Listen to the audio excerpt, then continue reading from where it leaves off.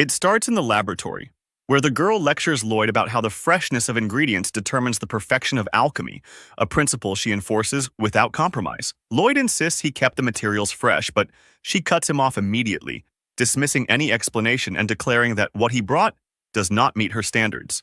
As the criticism continues, Lloyd's mind drifts back to when he was 19 and working at a drugstore. His attention snaps back to the present the moment he sees the phantom flower, Fleur d'Insel, lying in the trash. Shock tightens his chest as the memory resurfaces. An entire week spent searching, sleepless nights endured, and the risk he took to bring it back within 3 days. All of that effort disappears in an instant, as Ruby discards it without hesitation. She is known throughout the kingdom as a kind-hearted alchemist, an impeccable genius responsible for countless magic tools and potions. From Lloyd's perspective, however, she feels more like a devil. She remains irritated, insisting that everything produced in her lab must be of the highest quality. She treats this result as yet another failed attempt at material gathering. The structure of alchemy is clear.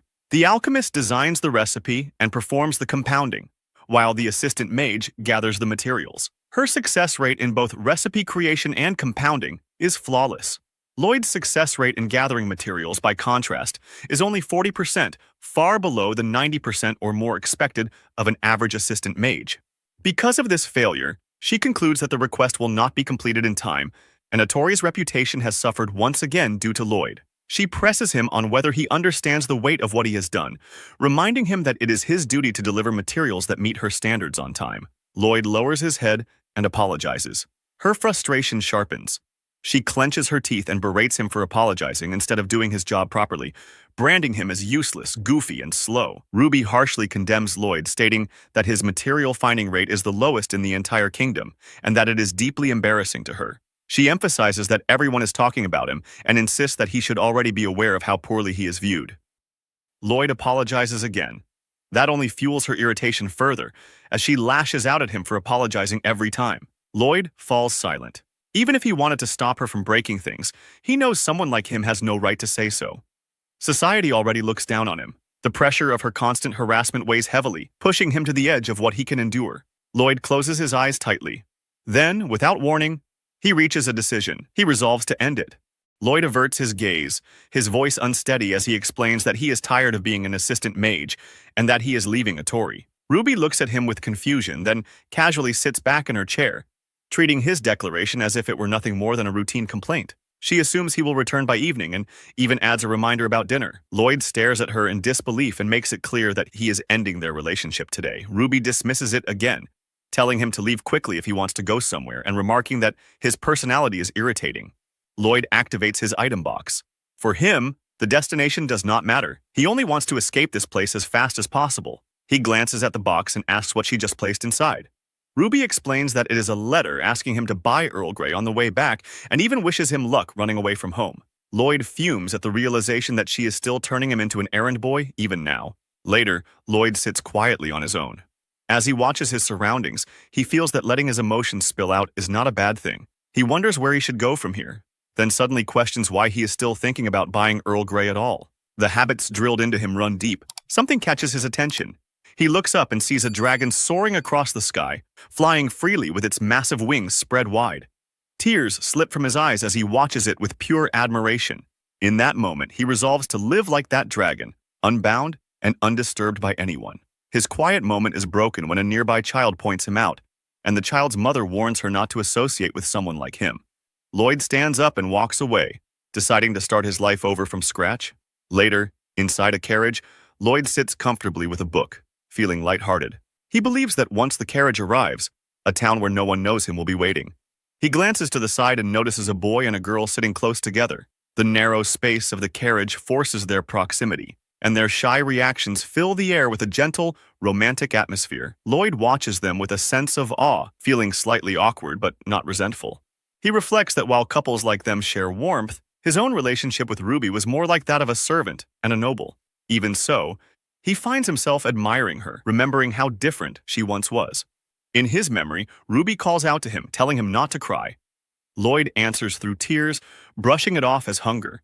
Ruby snaps at him that if he is going to apologize, then he should stop crying. Lloyd cries even harder, apologizing again. Her patience breaks, and she tells him to be quiet. She hands him a piece of bread. She lays out her resolve clearly. She will become the greatest alchemist in the country. By doing so, she will live like a noble, despite growing up in an orphanage, and she will be able to eat as much as she wants. For that future, Lloyd is to remain her assistant mage. Lloyd looks at her while holding the bread and agrees. From then on, they focus solely on their respective roles, shutting out everything else. Each of them desperately pursues their own path. As a result, Otome gains widespread recognition. Ruby is eventually ordained as a one-of-a-kind aristocrat, Alchemia Steel. With that success, her arrogance grows, and her humanity steadily erodes. The memory fades as the carriage suddenly comes to a stop. Lloyd is confused by the abrupt halt. A commotion erupts outside, with the coachman shouting. When Lloyd nervously asked if a monster had appeared, the girl responded with irritation. She pointed out that his shady mumbling had interrupted their conversation, cutting through the tension with blunt annoyance. Lloyd immediately responded, insisting that she shouldn't call someone shady when she doesn't even know them. The boy beside him apologizes, explaining that the girl tends to speak her thoughts out loud. Lloyd says he does not mind and suggests getting out to see what happened. Outside, the girl trembles in fear as she stares at a massive worm-like creature. She panics, insisting she has no chance against it. The boy scolds her for giving up before even trying and declares that he will protect her, even at the cost of his life. She responds with admiration, professing her love. Lloyd watches them in silence. A trace of envy passes through him, knowing he and Ruby never shared anything like this. Wanting to help, he explains that he has fought the creature before and might be able to offer advice. The boy is relieved by his presence and urges him to do so. Lloyd calmly explains that the monster's weak point is its head, and that it can be defeated by striking it there. The two listen, but remain unsure. The boy points out the obvious problem of its massive size and questions how anyone could get close to its head. Lloyd advises them to work themselves up and focus on something else. They are left speechless. The girl quietly dismisses him as unreliable, calling him an introvert once again. Lloyd reacts internally to the remark. Before anything more can be said, the monster attacks. The couple freezes in fear. Lloyd moves immediately, grabbing them and chanting a spell. An explosion erupts, obliterating the creature. The two stare at him in shock, falling completely silent. Lloyd explains that destroying the head like that is effective. The boy points out that the entire body was blown away. Lloyd acknowledges this, scratching his head in embarrassment and apologizing that his advice may not have been very helpful. The boy still thanks him sincerely. The girl, however, reacts in disbelief, insisting that something is clearly wrong with the situation. Members of the guild question the attack in shock, wondering what kind of magic that was and why the boy is not surprised. Lloyd himself is confused, unsure what is strange about his magic at all. The boy treats it as normal, while the girl firmly insists that it is not. The girl points straight at Lloyd and loudly declares that his attack magic is impossible, something that should not exist, calling it a cheat. Lloyd feels deeply hurt, realizing she is criticizing his magic while still treating him as nothing more than a shady introvert. Soon after, her tone shifts. She apologizes for earlier remarks, admitting that the explosion magic was overwhelming and left her in shock. She reveals that she is a mage as well, which the boy finds obvious given that she carries a staff. She pushes back against that assumption, arguing that judging someone by a staff alone would make even an elderly person a mage. The boy shrugs it off, remarking that everyone grows old eventually. Lloyd silently notes how casually cruel the comment sounds.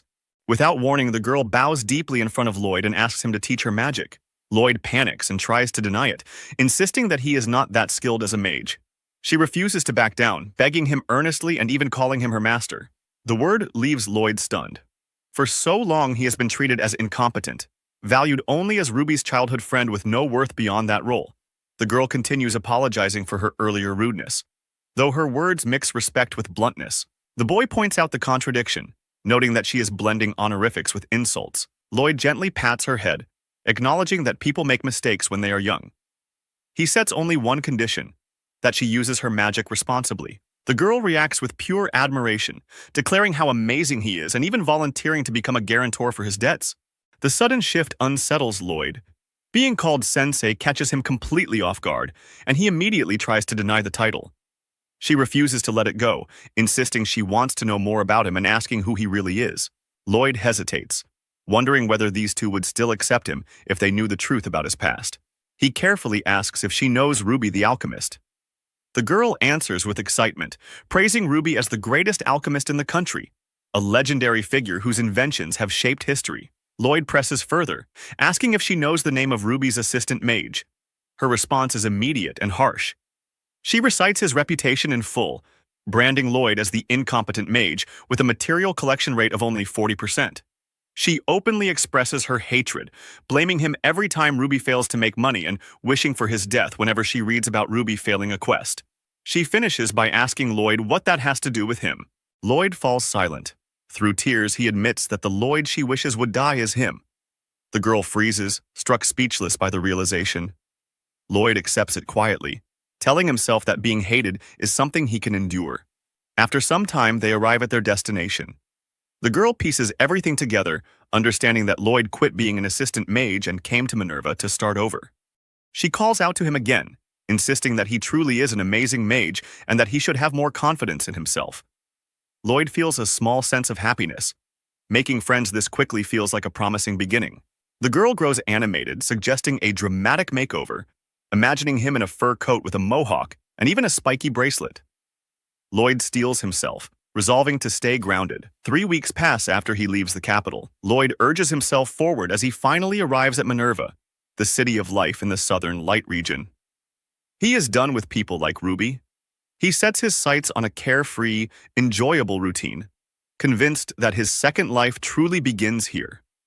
That belief lasts only a moment. A powerful blast tears through the night, scattering shards of energy through nearby buildings. A woman stands before him, halting his path and declaring that this is the limit of his evil. Lloyd stares at her in shock. On his very first day in Minerva, he never imagined that his second life might end so quickly. You've read this far. Might as well subscribe. Retreating now would be a shameful defeat. A few hours earlier in Minerva, the southern light regional city, Lloyd takes in the view with quiet surprise.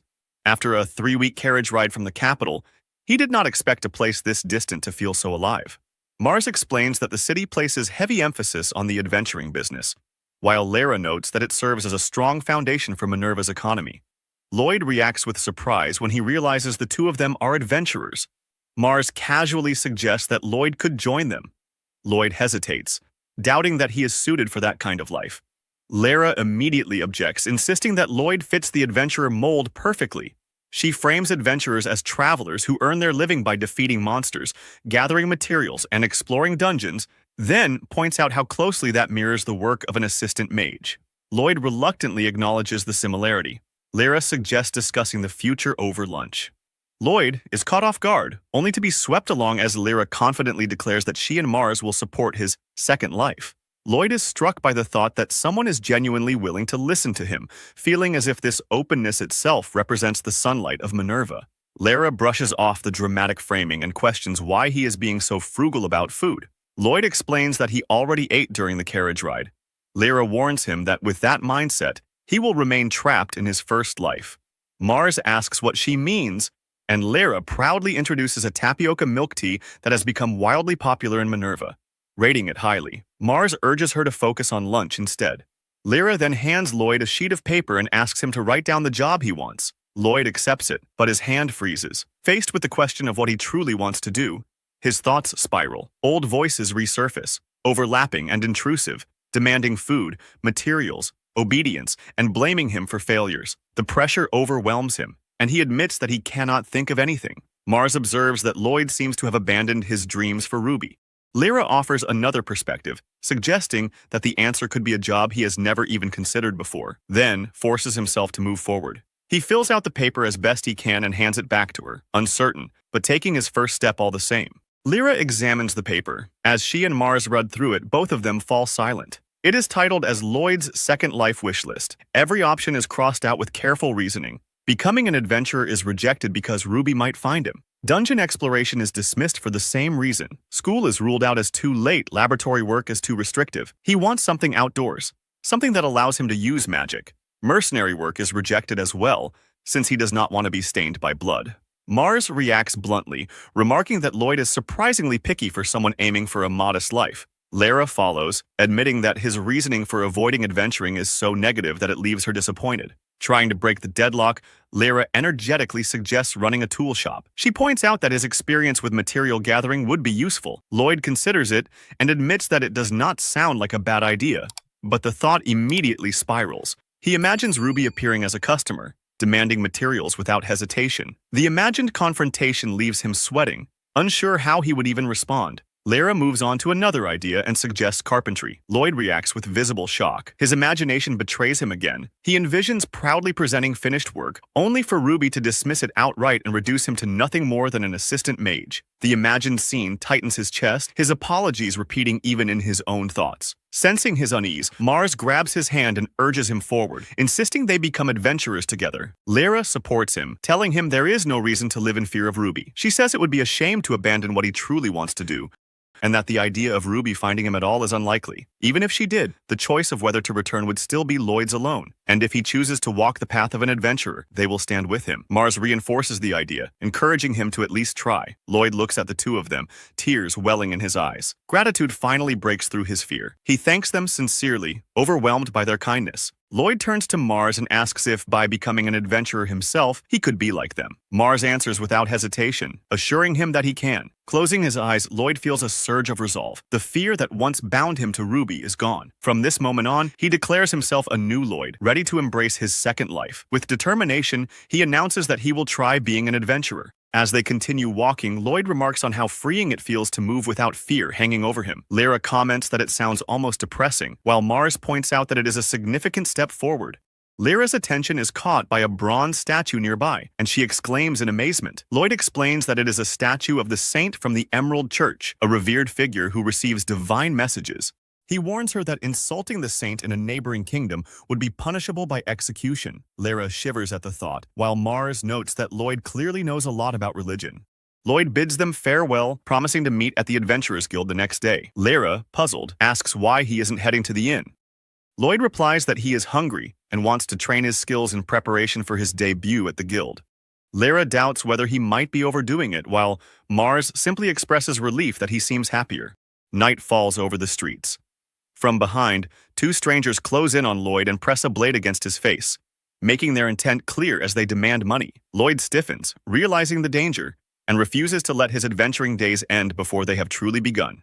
But before anything can happen, a powerful blast erupts. Lloyd freezes in shock, recognizing ice spears, a high-level spell. A girl appears, declaring that this is as far his evil can go, and ordering them to stay put. Lloyd watches her in amazement.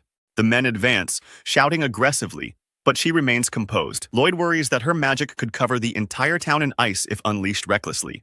Acting quickly, he enhances his own strength and lands a punch on one of the attackers. He advises her that ice spears are powerful but difficult, and that in such situations, beginner spells are safer. He hands her the staff. She hesitates, apologizing, but Lloyd reassures her, acknowledging that he was saved thanks to her. She responds simply, "You're welcome." He can't help but wonder who she is, dressed like a priest yet wielding powerful magic. Before he can dwell further, she interrupts, noticing that his cheeks are bleeding.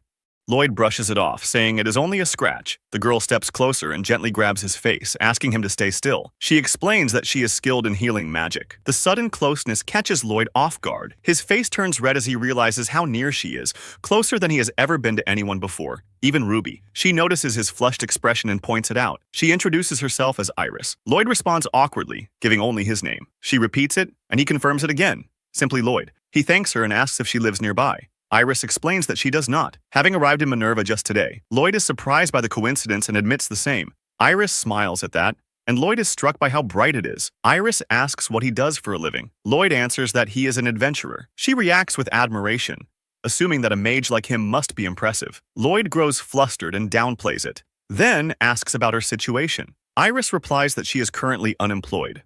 Lloyd reacts in surprise, realizing they are similar in that regard. He asks why she came to Minerva. Iris explains that she wanted to try the tapioca milk tea. Lloyd mentions that he knows a shop that sells it. Iris brightens immediately and asks him to guide her. Just as they are about to move, she pauses and checks the time. She explains that it is getting late and that her attendant is waiting for her at the inn. Lloyd smiles, momentarily puzzled by the word attendant, thinking it sounds like something out of old aristocratic traditions. He makes a light remark, imagining her as an alchemia returning home, then hesitates as Ruby's familiar scolding voice echoes in his mind. Iris apologizes politely for her sudden departure and addresses him with unexpected formality. Lloyd freezes.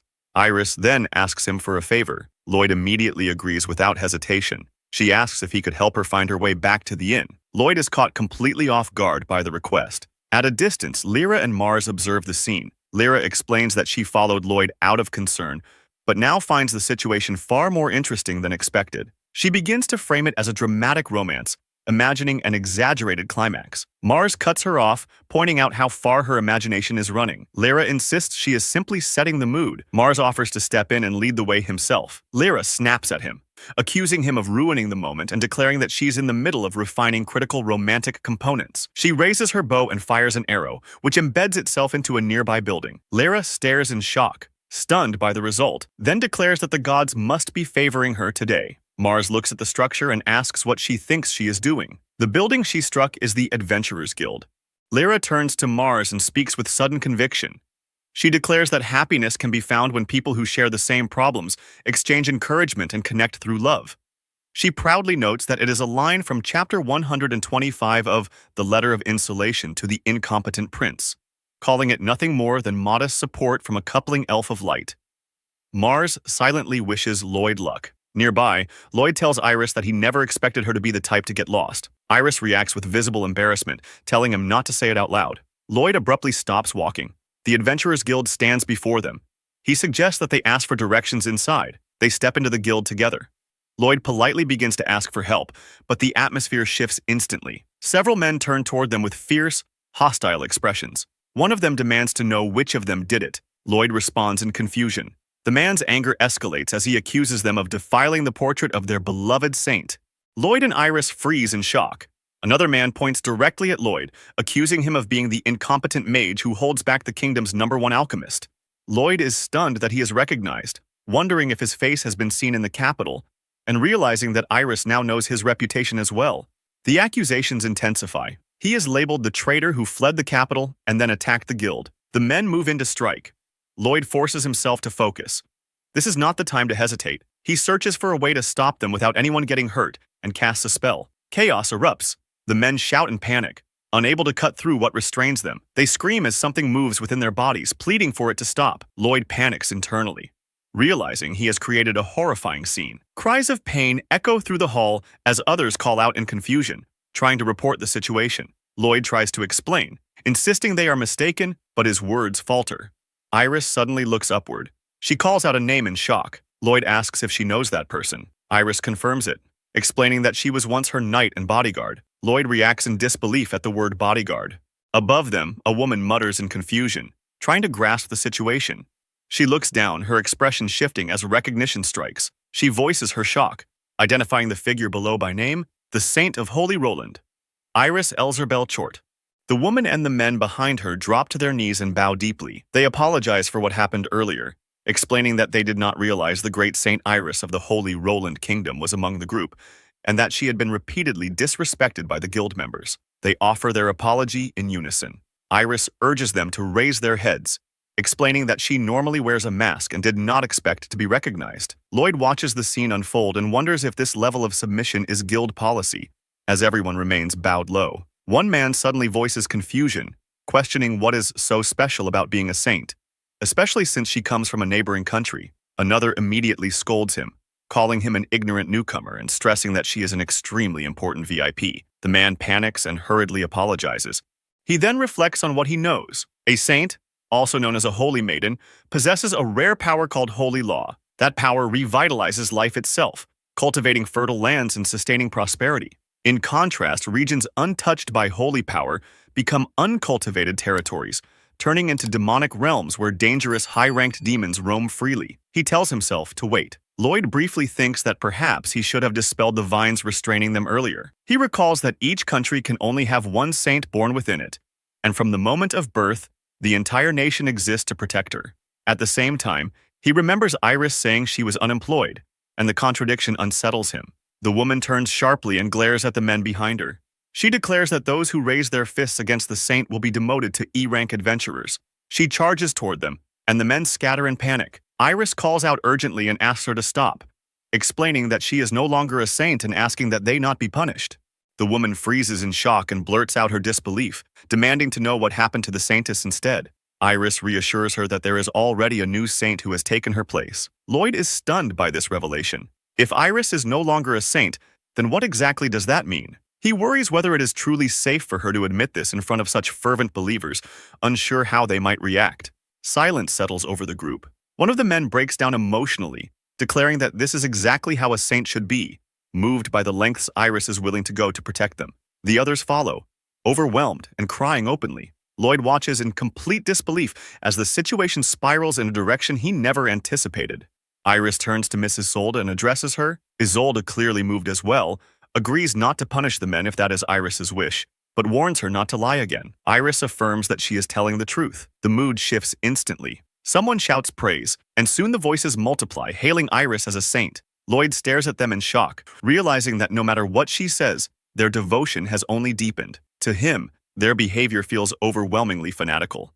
Afterward, outside the guild, Iris remarks that it feels like the dawn of a new day. She notes the direction they need to take, pointing down a nearby street. Lloyd responds with mild surprise, realizing how quickly time passed while they were dealing with the trouble inside. As the events replay in his mind, he admits that things could have gone badly and that Iris truly saved the situation. He suddenly apologizes to her, saying she was dragged into strange trouble because of his bad reputation. Iris panics and quickly denies it, insisting that getting lost was her own fault and that she does not think Lloyd is a bad person. She smiles, saying she genuinely enjoyed talking with him that night. Unsure of what else to do, she had simply wandered through the city. She explains that this night has become her very first memory as just Iris and asks him not to apologize. Lloyd falls silent. He reflects on the fact that Iris has lived her entire life as a saint. Everyone carries their own circumstances, and he feels he can understand her loneliness, the emptiness that comes from not having a place where one truly belongs. Iris notices his silence and asks if he is all right. Lloyd replies that he only wanted to thank her for everything she has done.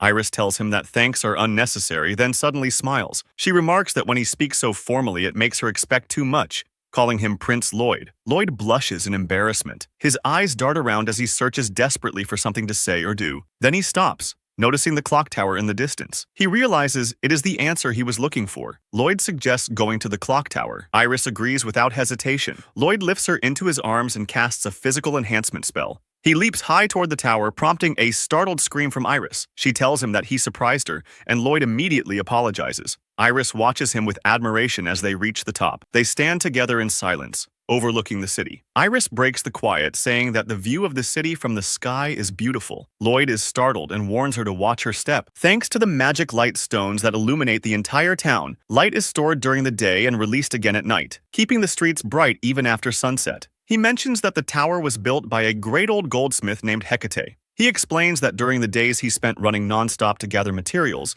moments like looking down at the town from a mountain were the only times he felt at peace. Iris looks at him and thanks him softly. Lloyd asks her to wait a moment and not take her eyes away. As the sun rises, the magic stones across the city begin to glow. Lloyd explains that they shine most beautifully when they absorb the morning sunlight. He admits that he lived his life as an assistant mage, grew tired of everything, and ran away to Minerva. In truth, he says he is nobody special. But even so, he is glad he can show his favorite scenery to a special friend. Iris smiles and says it truly is beautiful. She speaks happily, expressing her wish to find her own place in this beautiful world. Lloyd smiles back at her. Iris reaches out and holds his hand. Lloyd blushes deeply. Suddenly, Iris looks behind her and shouts Lloyd's name in shock. Lloyd nearly loses his footing and slips from the rooftop, but Iris reacts instantly, gripping him with all her strength and pulling him back, holding him firmly in place. She is breathing heavily as she confronts him, accusing him of throwing himself forward as if searching for hope in life itself. Lloyd explains that he did not mean to do that, only that he wanted to live up to her expectations. Iris falls silent. Then, without warning, she starts laughing. Lloyd watches her in confusion. Through her laughter, Iris remarks that Lloyd is a strange person. She adds that he has already surpassed her expectations completely and honestly. Lloyd asks what kind of life Iris wants in her new place. She hesitates, thinking it over, then answers that she wants to spend calm, relaxing days with her new friend. Elsewhere, Lara laughs to herself with clear satisfaction. She declares that everything is going exactly as planned and excitedly turns to Mars, celebrating what she sees as a victory for the paired bow and arrow. Her enthusiasm is cut short as Miss Isolde and her men glare at her. One of the men restrains Mars, while Isolde addresses Lyra with a threatening presence, demanding to hear more about this so-called story. Lyra stiffens, overwhelmed by fear and nervous tension. Far away, in the royal capital at Ruby's atelier, Ruby erupts in anger. She refuses to believe what she is hearing as a report is delivered to her. The official informs her that more than a week has passed since the request was issued.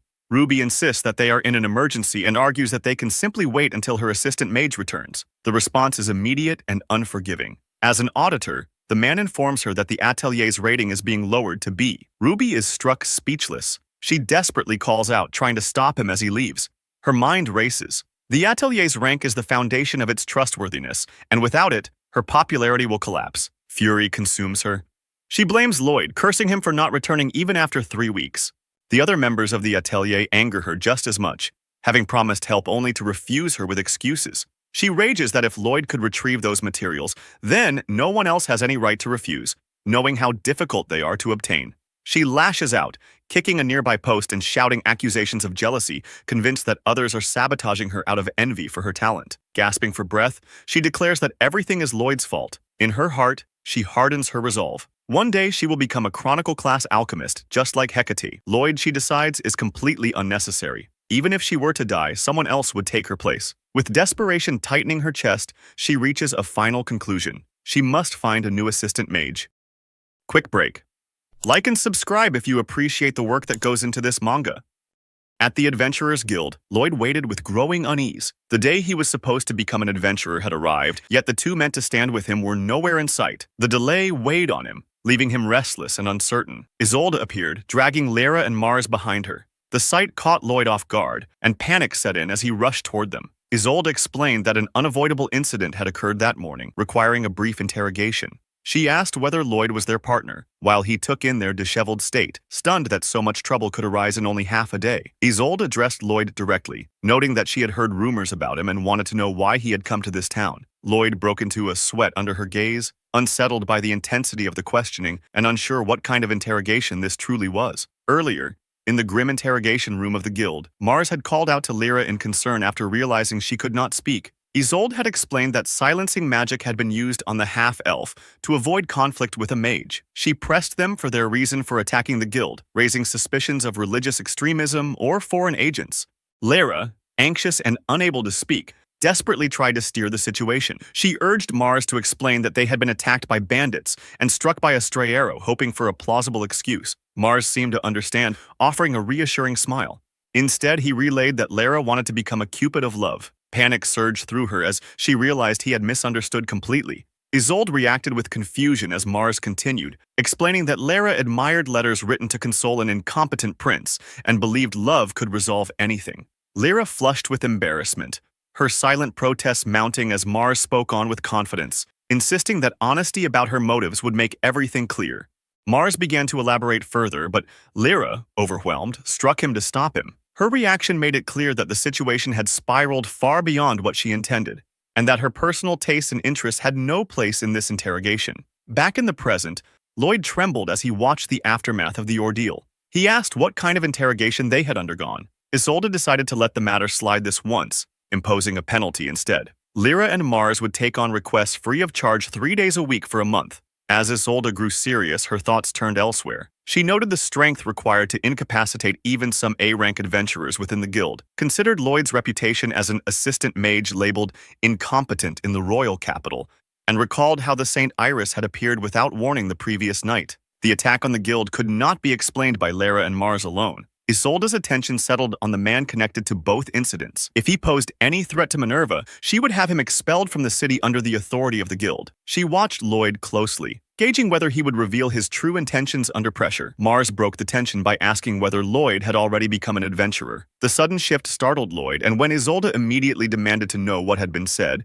he froze. Fear overtook him, and he could only deny it before his voice failed him. Isolde declared that the guild was always seeking new recruits. To Lloyd, it felt as though the test had already begun. She informed them that they were heading to a certain location and that Lloyd would be required to touch the trial crystal there. That act alone would determine his qualification to join the guild. Lloyd turned to Lyra for clarification. She explained that the trial crystal was said to be a hidden treasure capable of measuring the strength of anyone who touched it. When Lloyd hesitated, she encouraged him forward, reminding him that she could not remain discouraged forever. She added that the crystal was also used for vocational aptitude, personality analysis, compatibility checks, fortune-telling, and even life advice. The number of functions caught Lloyd off guard. Then one detail stood out. If it revealed vocational aptitude, it could show which profession truly suited him. Excitement rose as he realized that, if so, he might not need to force himself into becoming an adventurer after all. With renewed resolve, he agreed to proceed, and Lyra responded approvingly.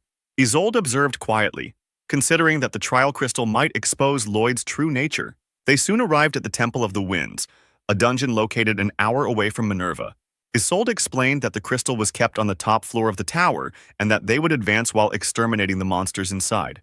Lloyd asked whether Isolde herself had touched the crystal and whether she had discovered her own vocation. She dismissed the question as none of his concern. As they moved deeper inside, Lloyd suddenly stopped. He sensed something wrong and alerted the others before rushing toward the stairs. He identified monsters on the floor below, specifically black spiders and beetles. Lyra questioned whether other adventurers were under attack. A magical strike hit one of the black spiders. Lyra declared that the monsters should retreat, announcing that the area was now under the protection of Class B adventurers. Almost immediately, a spider leapt toward her face. Startled, she screamed and fled in fear. Isolde turned to Lloyd and explained the core purpose of the Adventurers Guild. Even with the power of the saint, monsters continued to emerge without end. Drawing her sword, she released wind magic that tore through the monsters, emphasizing that this was why the guild existed, to eliminate every last one. Lloyd reacted in shock at the sight of a magic swordsman in action. As he looked up, another spider descended toward him. He hastily cast a physical enhancement spell and narrowly evaded the monster's attack. Lyra warned him of danger from behind. Lloyd responded instantly, releasing lightning magic toward the approaching threat. As Isolde watched him fight, she noted that there was no wasted movement in his actions. His casting was precise, his timing controlled. Once the monster was defeated, Lloyd pointed out that beetles were low-grade monsters but valuable sources of materials. With the spiders present, capturing them became easier. Isolde paused at that observation, reconsidering what she had heard about him. The image of an incompetent mage no longer aligned with what she was seeing. She decided to test him further and asked what he would do if he encountered a monster stronger than himself. Lloyd answered calmly that he would first overwhelm it with 16 consecutive bursts of explosive magic before retreating. The mention of explosions caught Isolde off guard. 16 bursts of explosive magic meant high-tier spells, powerful enough to erase most opponents entirely. Even if he was exaggerating, the choice of response itself was abnormal. Something about him did not add up. Isolde called for a short break. Lloyd immediately reacted to the sight of tea, gladly accepting it. Lyra stated with pride that, as a descendant of a noble elf tribe, she naturally carried tea with her and even served it properly. Lloyd remarked that the situation suddenly made him feel like a commoner. Isolde handed Lloyd food and instructed him to eat. When he asked whether she had prepared it herself, her tone turned sharp, making it clear that refusing was not an option. Lyra quickly intervened, and Lloyd accepted the meal without further hesitation. They ate together, and the mood softened. The food was genuinely good, leaving them quietly satisfied. For Lloyd, it was the first time he had eaten homemade food inside a dungeon, and the experience stood out to him. Lyra praised Isolde, remarking that it was impressive for someone so skilled with both sword and magic to also be a good cook. Isolde accepted the compliment confidently, stating that as the only daughter of the Lord of Minerva, she had been raised to master many skills to uphold her family's name. The revelation surprised Lyra, who realized that Isolde was also a noble. Isolde dismissed the matter, making it clear that no special treatment was necessary. Lloyd asked whether Isolde's training had reflected her crystal-determined vocation. Rising to her feet, Isolde announced that they were moving onward, beginning the climb up the temple's upper floors. As they ascended, Lyra leaned close to Lloyd and whispered, suggesting that Isolde seemed to be hiding her crystal results and asking if he wasn't curious. Lloyd admitted that some things were better left unknown, though he did wonder how the crystal would actually determine a vocation. Lyra fell silent for a moment before quietly requesting a favor from him. On the top floor of the Temple of Winds, Isolde stopped before the trial crystal. She instructed Lloyd to hold it, explaining that he could ask it anything and it would provide an answer. Isolde then posed a question herself, inquiring about her own abilities. The crystal responded with precision. She was an advanced user of magic and swordsmanship, and her adventurer rank was S. Lloyd stared in amazement, struck by the crystal's ability to comprehend and respond to their queries. Lyra, unable to contain her curiosity, asked what Isolde's vocation was. Startled, Isolde shouted at her to stop. The crystal ignored the protests, revealing Isolde's top 3 vocations. First, martial artist. Second, holy knight. And third, baker. The final answer froze them all. Isolde blushed furiously, and the 3 stood motionless, stunned by the unexpected revelation. Lloyd, scrambling to find a reaction, muttered that he liked sweet things, a nervous attempt to break the tension. Before they could recover, a griffin suddenly appeared, roaring as it attacked. Mars called out in shock at the sight. Lloyd, initially mistaking the creature for a mere ornament, shouted warnings as it swooped in. The griffin's beak closed around the crystal, swallowing it whole before taking flight. Lloyd's voice broke with desperation as he cried out, frantic and disbelieving, mourning the loss of the crystal and the chance to discover his own vocation. They chased after the griffin, Lloyd shouting for it to return the crystal. Lightning arced from his hands, striking toward the beast, but it twisted in midair, evading the attack.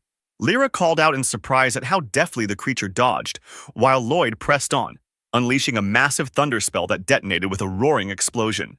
Lyra's voice rose in alarm, scolding him for risking the tower, and he apologized hastily, insisting it hadn't been intentional. Mars questioned why a high-level griffin had appeared in the temple, but Isolde cut him off, insisting that such questions could wait until the threat was neutralized. The group moved in unison toward the winding hallways, their pace urgent. Isolde called out, scanning the maze-like interior of the temple, warning that straying from the main path could lose them the trail. Mars, frustrated, shouted at them not to run, earning a sarcastic reply from Lyra. Suddenly, Mars called out a question about Isolde, asking what her favorite food was. A voice responded immediately. Fluffy pancakes. Mars pointed in the correct direction, leaving them momentarily stunned. The crystal had answered, even from a distance. Lloyd wondered aloud whether the trial crystal would respond if he removed his hands, and Isolde explained that she had seen people receive answers even after contact.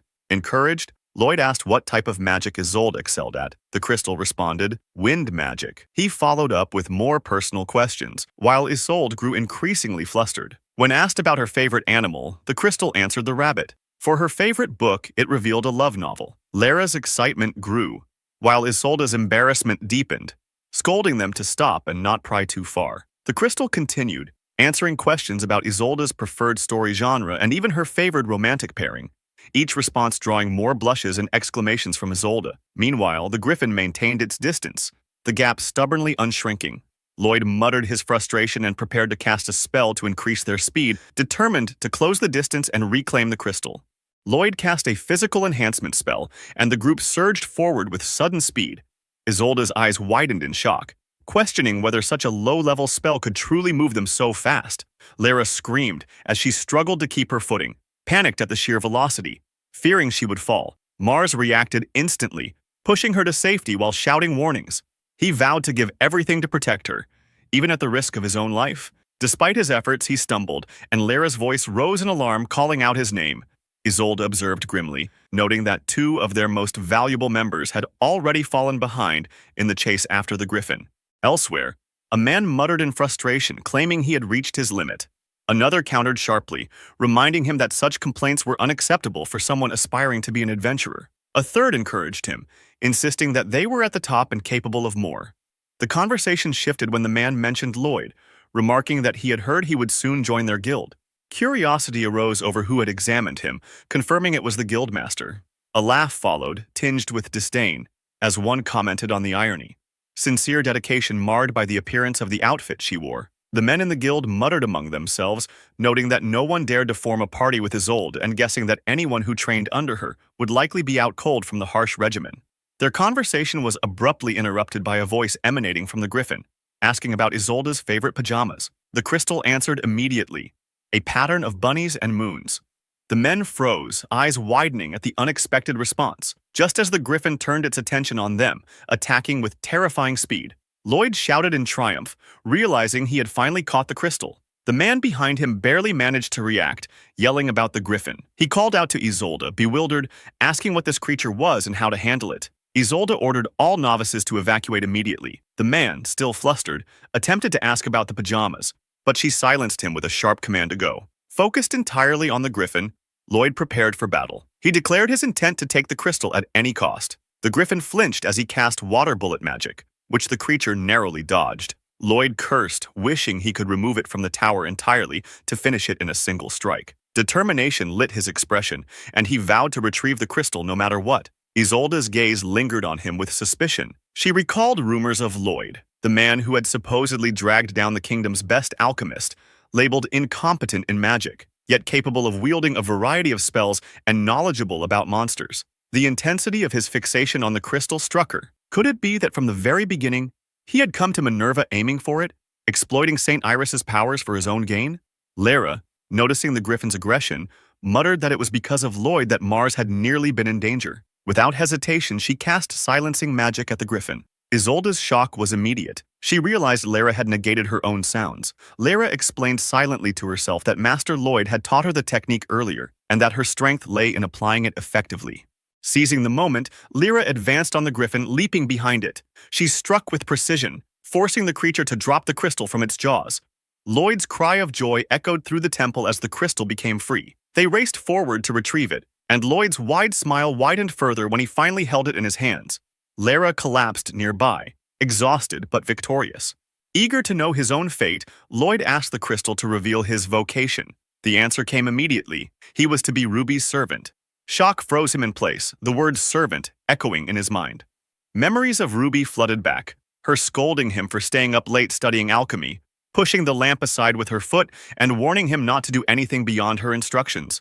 She had reminded him with wicked delight that he was her assistant mage. Pain and frustration coursed through him as he cried out in anguish, realizing he had no choice but to obey Ruby. The thought of being bound to such a role weighed heavily, and the others around him couldn't help but react with laughter at his plight. Lloyd cried out in frustration, wishing he could change his fate, wondering why life denied him the choice. Isolde watched him, her expression one of surprise. Lara rose to her feet, eyes widening as she warned them, just in time for the griffin to strike at Lloyd with its claws. Isolde intercepted the attack with her sword, holding the creature at bay. She turned to Lloyd, her voice firm and unwavering, reminding him that the crystal's words did not decide his path. He did. She spoke with conviction, proud of the path she had chosen for herself, even if baking cakes might have brought more smiles. Her words touched Lloyd, giving him resolve. Isolde pressed the attack, driving the griffin out of the tower while instructing Lloyd to strike with all his strength once the creature was exposed. As Isolde released her wind magic, the force drove the griffin out of the tower and into open air. She immediately signaled Lloyd to act. Without hesitation, he unleashed his thunderstorm magic. The surge of lightning struck cleanly, every spell landing as intended. The combined magic overwhelmed the griffin, and the monster was defeated mid-air. With the threat neutralized, they carefully returned the crystal to its place. Isolde confirmed that everything was back to normal, and admitted she had suspected he might have come to Minerva with a scheme. She asked Lloyd to forgive her for the doubt. Shocked, he demanded confirmation, and she smiled, assuring him that he could still choose his path in the town and that she was rooting for him. Lloyd exhaled in relief, gratitude welling within him. Turning back to the crystal, Isolde inquired about Lloyd's favorite food. The answer came, pot-au-feu. To celebrate his successful completion of the adventurer's trial, she promised to treat him. Lloyd's voice rang with excitement as they left the tower. Lyra called out his name joyfully, congratulating him on passing the trial. He responded warmly, thanking everyone. Isolde praised him for his effort, noting that he could now take quests from the guild once a week. Lyra, unable to contain her excitement, asked if they could do a guild request together tomorrow. Lloyd checked with Mars, who proudly assured him he could heal enough in the time available. Isolde interjected softly but firmly, reminding them that she was the guild leader, but Sunday was her day off, usually reserved for adventuring. It became clear she had wanted to be included. Lyra seized the opportunity to request a cake from her, promising to bring a recommended novel as well. Isolde declined politely, though the exchange left the group in high spirits. They continued planning for the next day, laughter and conversation filling the air. Lloyd watched them, a small smile on his face, realizing that for the first time, he truly felt he could belong here. Lara spoke quietly, noting that they were merely following elven teachings, and asked if that was acceptable. Isolde replied with mild surprise that interaction with other religions was always welcome. A few days later, in a bustling inn in Minerva, a chef hummed cheerfully as he presented his morning preparations: a fresh egg omelet, ketchup made from ripe potatoes, consommé soup left to simmer overnight, and homemade bread. He proudly invited Iris to enjoy his carefully crafted breakfast, his voice full of anticipation. The chef froze when he noticed the maid, who casually mentioned that Iris had left early to practice magic. Confused, he asked about her breakfast, only to learn that the head maid had brought her sandwiches. Disappointment washed over him, and he fell to his knees, lamenting the loss of his daily joy, waking Iris with a refreshing meal. The maid observed that Iris seemed slightly changed since arriving in Minerva, appearing more active, perhaps influenced by that mage after all. Stirred by curiosity, the chef immediately rose and approached her, asking Saphira to share more of the story. She ignored him, continuing to chew. Frustrated, he demanded that she stop eating. Reluctantly, Saphira recounted that on the first night they arrived in Minerva, Iris had sneaked out and met a man named Lloyd. It seemed the two had grown close, and Iris was already looking forward to their next encounter. The chef's expression darkened, muttering in frustration, then erupting in anger at not having known sooner. He accused Saphira of being part of some scam, to which she replied that Nero hadn't asked her, muttering that it was troublesome. Demanding details, Nero asked what Lloyd looked like. Saphira described him as tall, with black hair and a plain face. Nero grinned wickedly, declaring that he would accompany Iris on her next escort.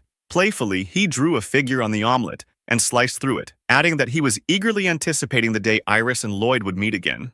1 week earlier, at the Adventurers Guild, a woman reported the completed request. 40 goblins and 20 red boars had been subjugated, earning a reward of 3 gold.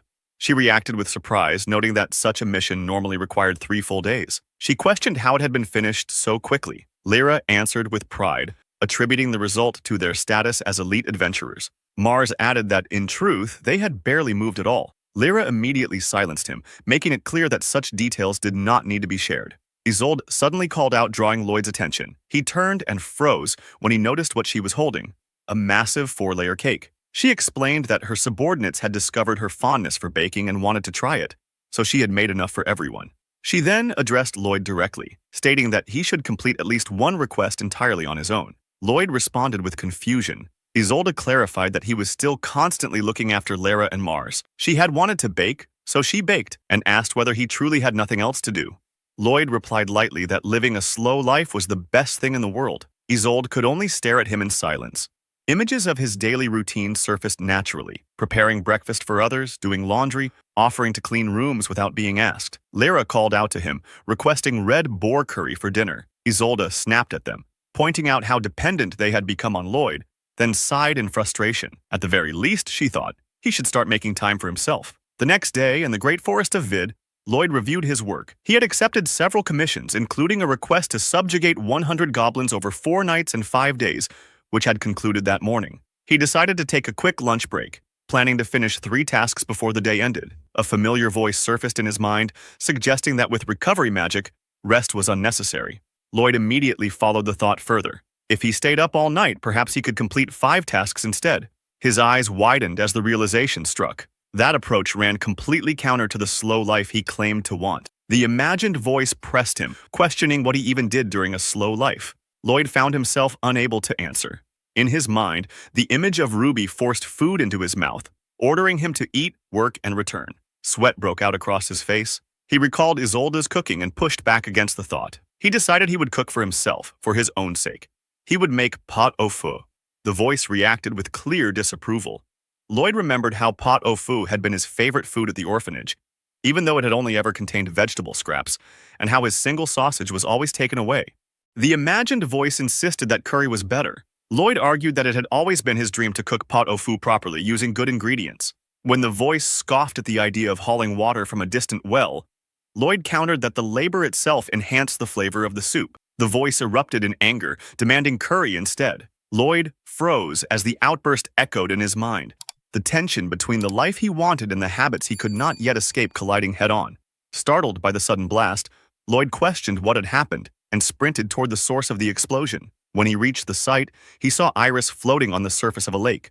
Shock took hold as he rushed to her side and pulled her to safety. She reacted in surprise, embarrassed at being seen like that. Once she recovered, Iris explained that she had been practicing magic by the river near Minerva. A failure in her control had carried her all the way there. The distance stunned Lloyd. The journey from Minerva to that location normally took 2 hours by carriage. Iris hesitated, mentioning that if she did not report this, her servants would worry. Lloyd stopped her, asking who she meant, and she clarified it was her attendants. He assured her that he would bring her back after her clothes had dried. Iris expressed her gratitude. Lloyd suggested having a meal while they waited, explaining that he had prepared his favorite dish. Iris reacted with surprise. When Lloyd opened the pot, he froze. What stared back at him was curry. Iris asked if curry was his favorite dish, and admitted that it was hers as well. Lloyd broke down, trembling as he realized he had not even managed to cook what he truly loved. He berated himself for his uselessness. Iris called out to him in confusion, then calmly took the ladle and tasted the curry herself. As Lloyd continued to despair, Iris suddenly remarked that it tasted good. She smiled and praised his cooking sincerely. Relief washed over him, and he thanked her.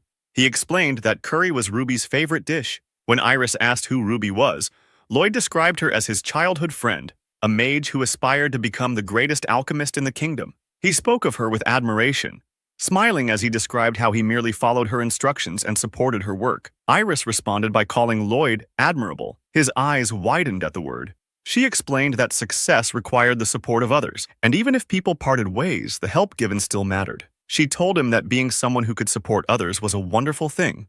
Lloyd looked at her in quiet amazement. The thought crossed his mind that living a slow life with Iris like this would be ideal. He admitted that he had believed escaping Ruby would solve everything, but coming to Minerva had shown him otherwise. Without changing himself, nothing would truly change. Realizing how much he had spoken, Lloyd apologized. Iris reassured him that she understood. When he asked if she truly did, she confirmed it, explaining that the reason she was no longer a saint was because she herself had failed to change. Silence settled between them. Lloyd realized that despite everything, he knew very little about Iris. From afar, Nero watched the scene through a telescope. His expression hardened as he leaned forward, irritation rising as he focused on what Lloyd was feeding Iris. Iris began sharing stories about her servants. She mentioned that Cephelia, of all people, had eaten every bit of the food Nero prepared. Lloyd noticed how animated Iris became whenever she spoke about them, how easily laughter followed her words. He responded with genuine enthusiasm, wanting to hear more about the two. Their conversation was interrupted by a voice calling out for Iris. Iris immediately brightened, turning toward the sound with clear excitement. Teruru had arrived, remarking that Iris seemed to have been swept even farther down the river again today. Iris introduced her as Teruru, her servant and headmaid.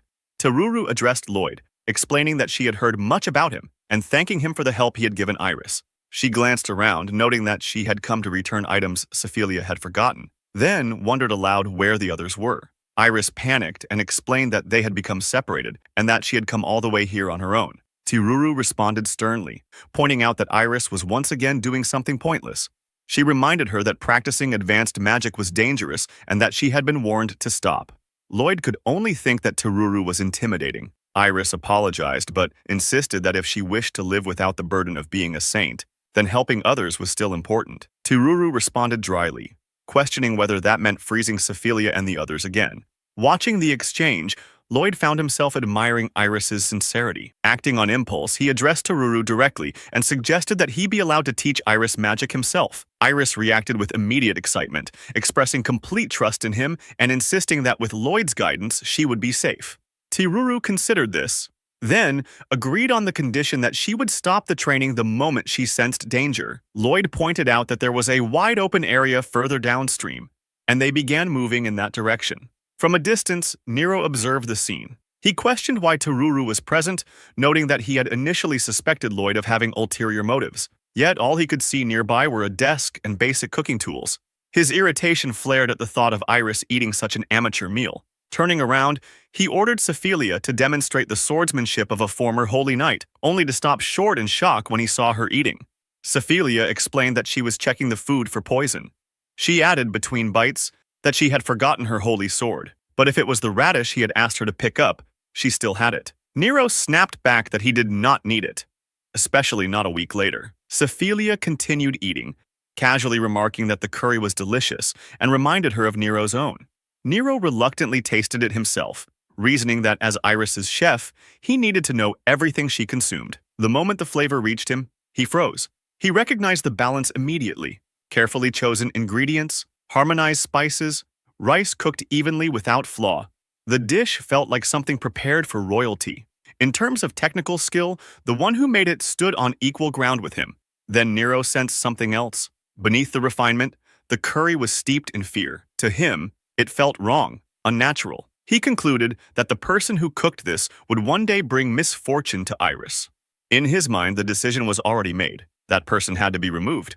At the same time, Iris explained that she was still practicing the water dragon spell and asked Lloyd to guide her. He confirmed the spell she meant and instructed her to begin by forming a small vortex, then gradually expanding it. Iris responded with visible excitement as the water beneath her began to churn violently. Panic set in as the flow grew unstable. Lloyd reacted immediately, casting a water bullet that pierced cleanly through the surging waves and dispersed the pressure. Teruru watched with a darkened expression, questioning whether this training was truly safe for Iris. Lloyd reassured her at once, insisting it was fine and stating that he would remain by Iris's side until she mastered it.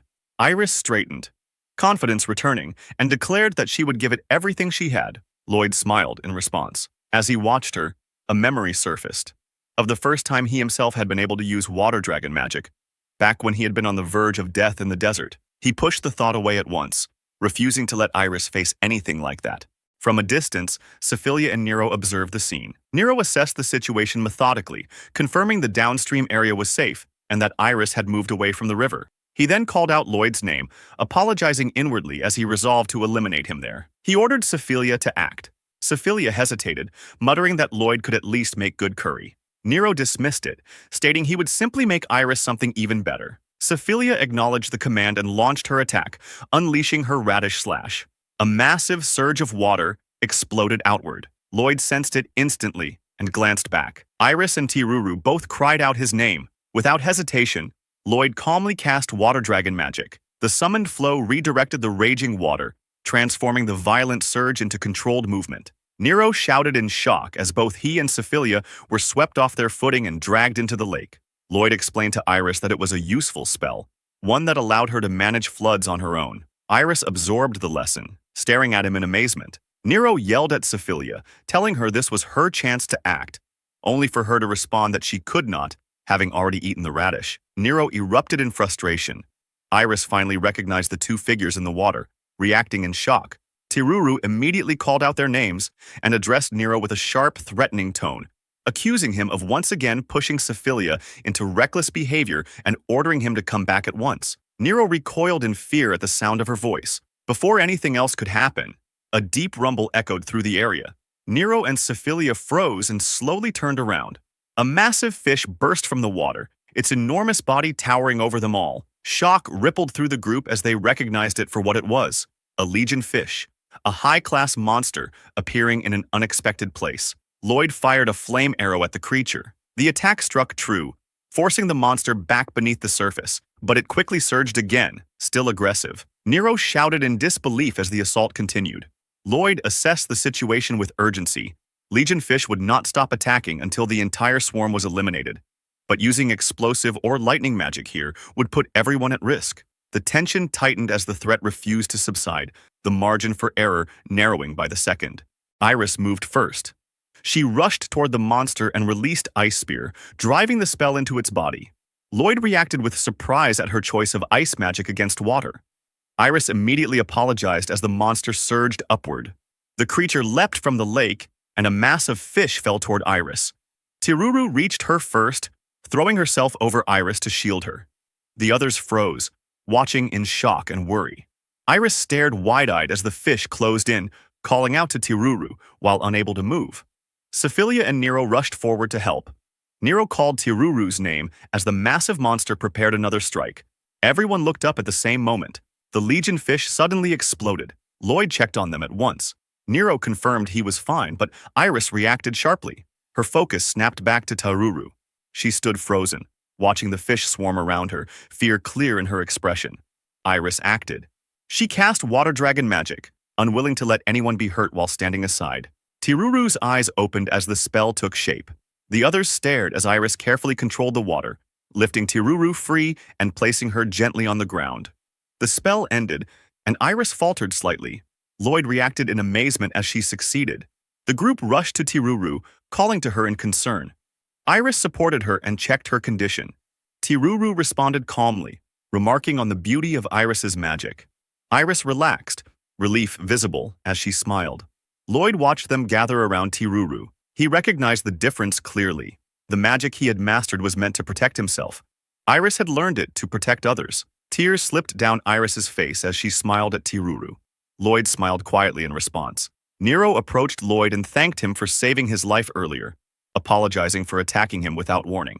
He handed Lloyd food, freshly prepared. Lloyd recognized it as Legion fish sashimi. Tiruru then thanked Lloyd for taking care of Iris, and stated that this kindness would be repaid someday. Lloyd reacted with visible embarrassment and downplayed his role. Nero checked Iris for injuries. Instead of answering, Iris ran to Lloyd and hugged him. Lloyd stiffened in surprise, his face flushing, while Nero stood motionless. Iris thanked Lloyd openly. The sudden impact sent Lloyd flying backward into the water. The others shouted his name in alarm. As he surfaced, Lloyd felt certain that agreeing to teach Iris magic had been the right choice. Later that night, Iris reflected on the situation. Legion fish were high-class monsters that did not normally appear near Minerva. She questioned whether this could truly be coincidence. Lloyd pointed out that since arriving in Minerva, he had already defeated both a sandworm and a griffin, monsters of similar rank. Iris concluded that the situation was abnormal. The holy power of the temples had weakened, making it easier for powerful monsters to appear. Lloyd recalled that the griffin had emerged from the Temple of Winds. Nero agreed that this was suspicious. Temples were meant to be places of the strongest holy power, where high-class monsters should never appear. Lloyd felt unease settle in, as the implication became clear. Something was happening at the Temple of Winds. Once again, the stage was set there. The realization settled quickly. Iris explained that each shrine possessed a function that allowed a magical barrier to be erected, one capable of repelling powerful monsters through the holy energy of a saintess. Maintaining that balance was the responsibility of each saint within their country. The appearance of a high-tier monster inside the shrine meant something had already gone wrong at the Temple of Winds. Lloyd identified the temple's location beyond the forest. Iris reacted at once, and they moved without delay. Upon arrival, the damage was clear. A breach had opened in the barrier surrounding the shrine. Tiruru noted that others must have sensed the disturbance as well. Lloyd called out, searching for survivors. Voices answered him. Lara called out in surprise, while Isolde turned sharply upon recognizing Iris. Lloyd immediately noticed Isolde's injuries. She explained that they had been attacked by a group of 3 griffins. They had managed to hold them off for now, but another wave was certain to follow. Iris assessed the scene with concern. The signs pointed to a fierce battle. She asked whether the saint they had encountered before was present. Isolde explained that she was not. An investigation had already been requested due to the griffin outbreak, but the saint was stationed at the most distant shrine. Her return could take up to 2 weeks. Iris understood what that meant. With no alternative, she resolved to descend into the depths of the shrine herself and perform a cleansing ritual. Lloyd reacted with confusion at the term. Tiruru clarified that the ritual was necessary to restore and reinforce the barrier. She then turned to Lloyd with a request. Escorting Iris to the deepest part of the shrine would be dangerous, and she acknowledged that she herself might be a burden. Still, she trusted that Iris would be safe if Lloyd was at her side. With him there, she believed there was nothing to fear. Lloyd accepted without hesitation. Nero listened in silence, his expression tightening as the plan settled in. Nearby, Sephilia shifted her attention to food instead, wondering aloud about edible monsters. Lloyd calmly noted that beetles could be eaten, their many legs deceptive compared to how juicy the meat actually was. Sephilia reacted with open excitement, her interest instantly captured. As they moved on, Lloyd noticed stairs descending beneath the shrine. Iris explained that the upward path led to the dungeon entrance, while the downward route descended toward the deepest section of the temple. Nero warned that monsters had likely infiltrated the area and urged caution. Lloyd added a reminder to watch their rear, aware of how easily an ambush could form in such narrow passages. Nero quietly addressed Iris, sensing something unsettling about the food Lloyd had prepared earlier. He could not bring himself to trust it. Sephilia casually remarked that Nero's own cooking for Iris was not much different, finding the concern unnecessary. Nero bristled at the comment, clearly embarrassed. Iris reassured him calmly, expressing her trust that Lloyd would help maintain peace across the continent. Even so, Nero remained uneasy. The tension broke abruptly when Lloyd reacted first, warning Nero just as he unleashed lightning magic. The spell struck a spider lurking behind them, sending the monster crashing down near Nero. Iris and Lloyd rushed to him at once, checking for injuries. Nero confirmed he was unharmed. Sephilia paused, her attention drawn to something ahead. She studied it carefully, questioning whether it could even be counted as a beetle, then assessed its size. Judging by its appearance alone, it looked hard and difficult to eat. Lloyd snapped her attention back to the danger as another threat approached. A massive presence emerged from the shadows ahead. Lloyd identified it immediately as a king beetle. Sephilia's excitement only grew at the confirmation that it was still, in fact, a beetle. Without hesitation, she drew her blade and charged forward, unleashing a holy slash that cut cleanly into the monster. Sephilia's strike landed cleanly, drawing a brief reaction from Lloyd as he registered the precision of her movements.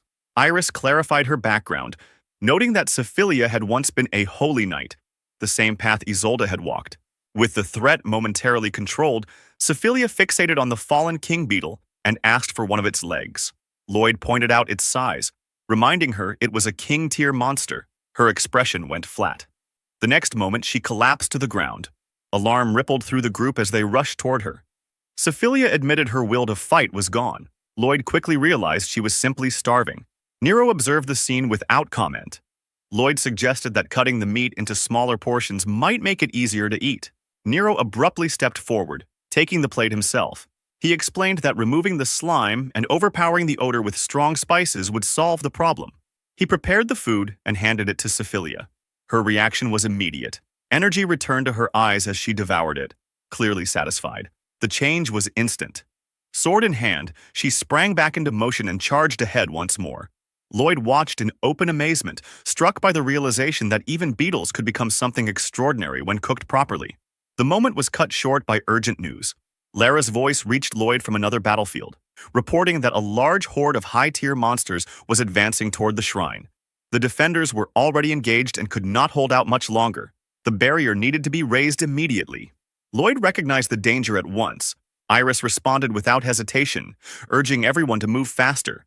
As they resumed their advance, Nero called out to Lloyd, admitting that he had thoroughly enjoyed the earlier meal.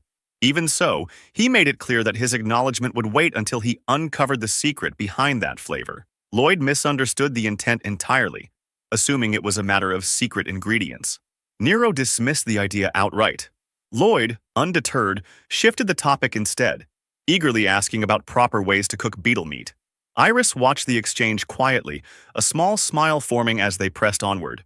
Sephilia reacted first, identifying the threat and charging straight toward it. The Minotaur lunged forward, but Iris raised her magic in time, forming a barrier that stopped the blow. Sephilia did not slow down. She closed the distance again and carved into the creature with a clean sword strike. Lloyd followed immediately, releasing a powerful spell that struck the monster head-on. The battle ended quickly. Afterward, Nero handled the remains without hesitation, preparing the Minotaur's meat on the spot. With the danger cleared, the group moved forward through the shrine, eating as they walked, their pace steady despite the earlier clash. Ahead, Iris pointed out a gate leading to the cleansing ritual chamber. Lloyd began to understand why Iris had been so determined to improve her magic. She had wanted to stand and fight alongside them, not behind them. Nero reacted with visible embarrassment, brushing the thought aside as overly simple. Lloyd noticed the response but did not press further. They entered the chamber together. Lloyd took in the surroundings, recognizing it as the place where barriers were raised. Iris stepped forward and prepared to begin the ritual, asking the others to guard her. Lloyd suddenly halted, sensing a disturbance in the air. In the same instant, Sephilia lunged forward, placing herself directly in front of Iris and intercepting a flurry of attacks aimed at her. When the assault ceased, daggers clattered to the ground around them. A sharp laugh echoed through the chamber. A masked girl emerged, revealing herself as the one who had been waiting for Iris. She identified Iris as a fake saintess and made it clear she had been paid a generous bounty to capture her. Lloyd realized in an instant that Iris was being hunted. Nero immediately recognized her as an assassin dispatched from Roland. He and Sephilia moved to strike, but their attacks were easily evaded as the assassin continued to mock their efforts. Lloyd responded by casting magic, striking the spot where the assassin landed. The figure collapsed. For a brief moment, they wondered if it was over. That moment shattered as another rain of daggers descended. Nero threw himself in front of Iris, using his own body to shield her from the attack. As the blades struck, the assassin reappeared unharmed. She revealed that the one they had defeated was merely the weakest of her clones, nothing more than a disposable shadow. Lloyd took in the scene, realizing this was not a single enemy, but a far greater threat unfolding before them. While Lloyd and the others confronted the assassin deep beneath the temple, chaos unfolded above ground. On the surface, Lyra stood trembling as the ground shook beneath her feet.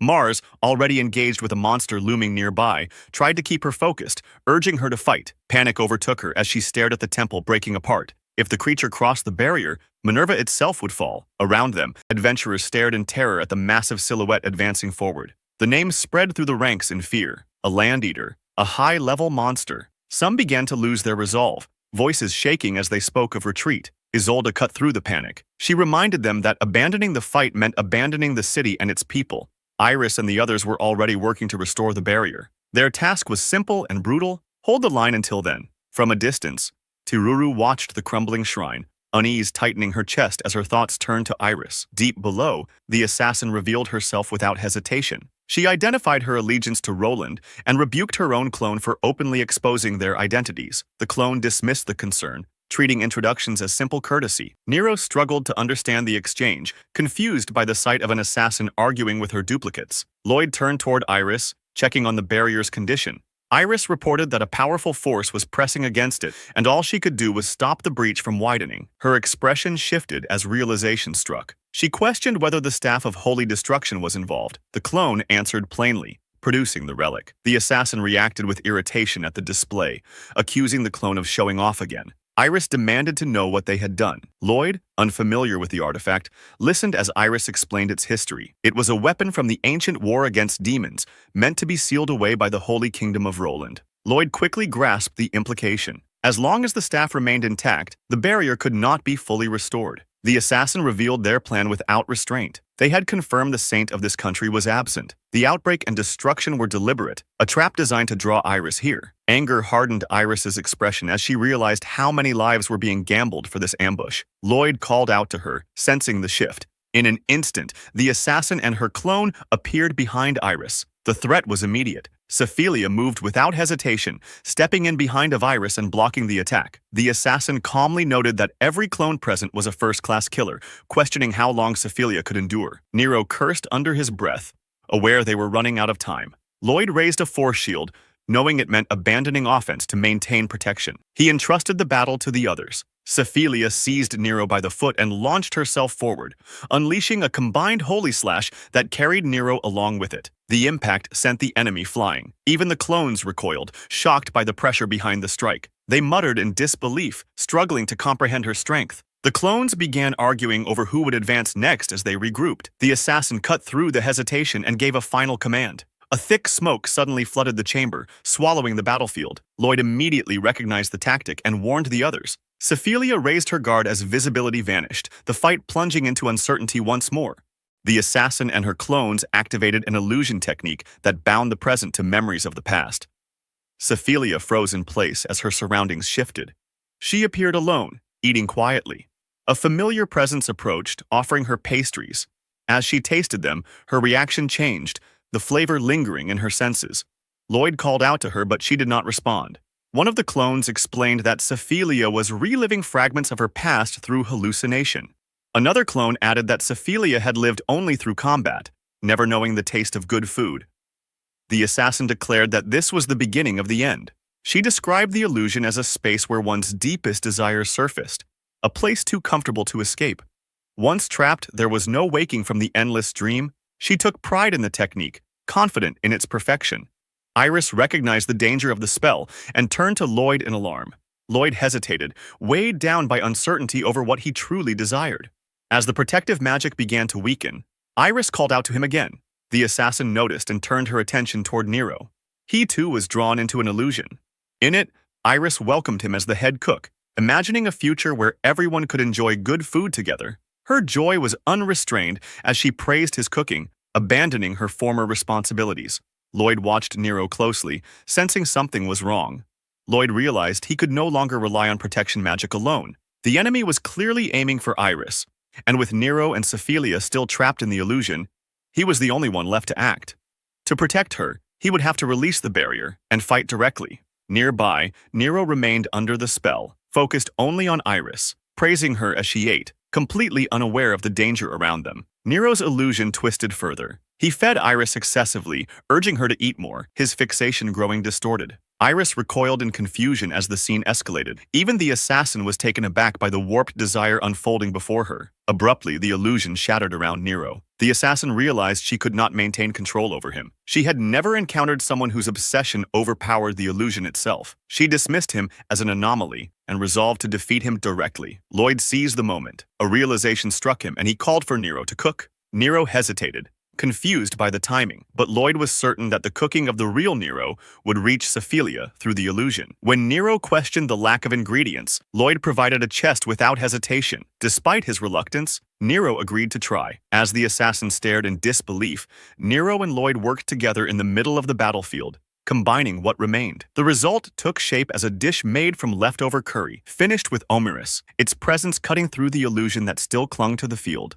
The clones laughed, convinced that such clumsy resistance could never break their illusion. Their confidence vanished the moment Sephilia opened her eyes. She moved at once, cutting through them with her sword. The assassin reacted in shock. The staff of holy destruction was destroyed.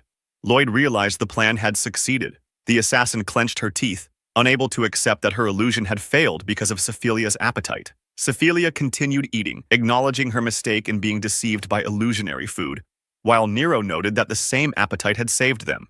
Iris then announced that the barrier was finally closing. On the surface, the massive creature prepared to launch another attack. Lyra lost her composure and clung to Mars, convinced it was the end, even attempting to kiss him. Mars struggled to push her away, barely able to fight under the pressure. At that moment, the barrier sealed completely, crushing the monster's neck and halting it mid-attack. Lyra and Mars fell silent as they watched the barrier hold. Only then did Lyra realize they had survived. Below, Lloyd shifted his focus back to the enemy and prepared to counterattack, noting that the assassin alone remained standing. The assassin responded with a quiet laugh. Lloyd suddenly sensed something wrong and recoiled as the defeated clones began merging back into her body. The assassin laughed as her power consolidated, abandoning the use of clones and choosing to fight with everything combined into a single form. She surged forward at extreme speed, launching a high-velocity sword attack. Lloyd met her head-on, striking her with a body reinforced by extreme physical enhancement. The blow sent the assassin flying into the wall. Lloyd judged her strength and responded with the same level of reinforcement he would use against the highest-class monsters. The assassin was left stunned, unable to comprehend the force that struck her. With the battle concluded, Isolde stepped in and declared that the assassin would be taken to the capital for trial. She expressed her gratitude to Iris and the others for protecting the Temple of Wind. Lloyd addressed the captured assassin, known as Black Crow, and questioned the reason behind the bounty placed on Iris. Black Crow revealed that the Holy Roland Prince sought Iris's elimination because she stood in the way of his plans. The truth stunned Isolde Seer, who confronted Iris about her banishment. Iris admitted it without resistance. Isolde grasped the implication immediately, realizing that the prince intended to provoke a war against their country. The weight of that realization spread through the group. Lloyd echoed the word in disbelief. Iris then turned to him and asked if he would accompany her to the capital to stop the impending invasion from the Roland kingdom. Lloyd hesitated, his thoughts drawn toward the capital and the person waiting for him there. The carriage moved steadily as they traveled toward Melzaria. Along the way, Isolde questioned the reason behind Iris's claim that the prince intended to start a war.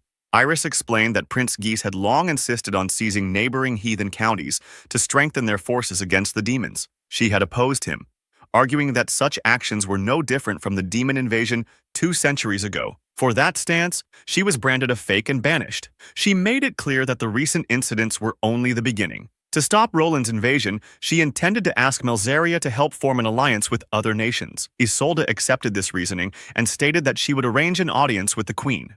During the ride, Iris turned her attention to Lloyd, checking on him with concern. Lloyd answered shakily that he was fine, though Iris continued to watch him closely. They soon arrived at the capital of the Melzaria kingdom. Iris took in the extravagant buildings and the crowds moving through the streets. Isolde explained that the queen favored elegance above all else, and her vassals reflected that preference in their refined appearance. Inside the palace, the queen greeted Isolde and praised her efforts in defending the Temple of Winds from the Black Crow. Isolde humbly lowered herself before the throne. The queen acknowledged Iris's sudden arrival and noted that, thanks to her actions, disaster had been avoided. Iris then presented the situation, revealing Roland's intentions and the danger they posed. At the mention of war, the nobles began murmuring among themselves. Questions arose about Iris's exile, the identity of the current saint, and the presence of Lloyd. Some recognized him only as an assistant mage known for a low material collection rate, dismissing him outright. The queen herself remarked on his unremarkable presence. Lloyd was caught off guard by her unfamiliarity despite his previous audiences. Iris stepped in and identified him as the mage who had defeated the Black Crow. The nobles reacted with disbelief, openly doubting such a claim and continuing to belittle him. Iris bristled at their remarks, and Isolde openly showed her anger at their ignorance. The queen silenced the room, declaring such behavior inelegant. The hall fell quiet. She explained that true elegance lay in composure, even when confronted with the unexpected, and that such composure was essential to capturing a crow.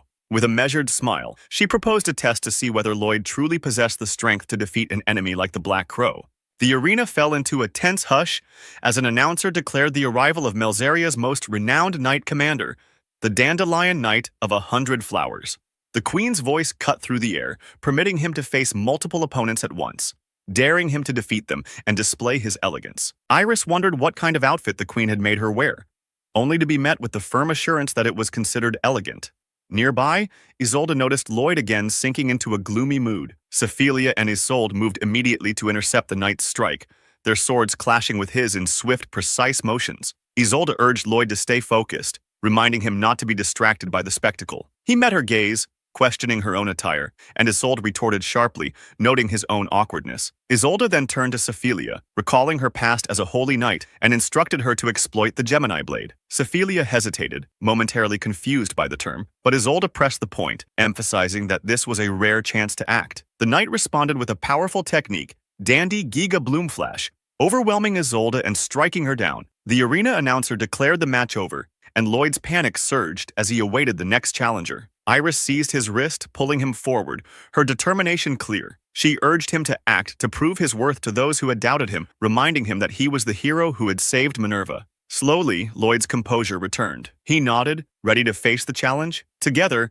Iris and Lloyd charged toward the knight. Meanwhile, in a distant room, Ruby observed the commotion outside, noting the noise with mild irritation. She closed the curtains, dismissing it casually, before focusing on her own preparations. A sly smile spread across her face as she greeted the top mage of the Magic Association, Crowley, with a polite but confident introduction. He responded with understated humility, noting how convenient travel had become. Ruby's mind raced. Crowley had been one of the legendary heroes who had defeated the Demon King 2 centuries ago, and despite retiring to a quiet countryside life, he still commanded respect as a master mage. Seeing the opportunity before her, Ruby intended to complete as many requests as possible and gain favor, carefully planning her next moves. She offered him homemade cookies as a gesture of hospitality, hoping to curry favor and demonstrate her skill. But as she stumbled, the cup flew toward him, only to be stopped abruptly by an unseen barrier, leaving her momentarily frozen.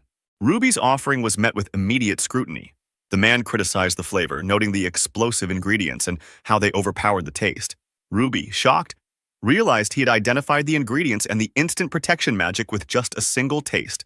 She tried to explain that she intended a spicy flavor, but he had already shifted focus, preparing to gather materials immediately. Ruby's surprise was fleeting. She quickly handed him a list, relieved that this would help clear some overdue requests. As he read, his expression turned serious. He recognized a rare and dangerous ingredient, Fleur d'Insel, a phantom flower from the unexplored area. Ruby asked if he could acquire it by tomorrow, and he hesitated, explaining that even ordinary materials from dangerous zones could take a week, let alone something from an unexplored area. Ruby revealed that a teleportation circle left by his predecessor would bring him close to the destination, and he admitted he had never seen a real teleportation circle before. A tense silence followed. He warned Ruby that her enthusiasm for alchemy was commendable, but she seemed to underestimate other dangers. He described the unexplored area as so perilous that 1,000 knights could die in a single night. Ruby's confidence wavered, recalling how Lloyd had always returned safely.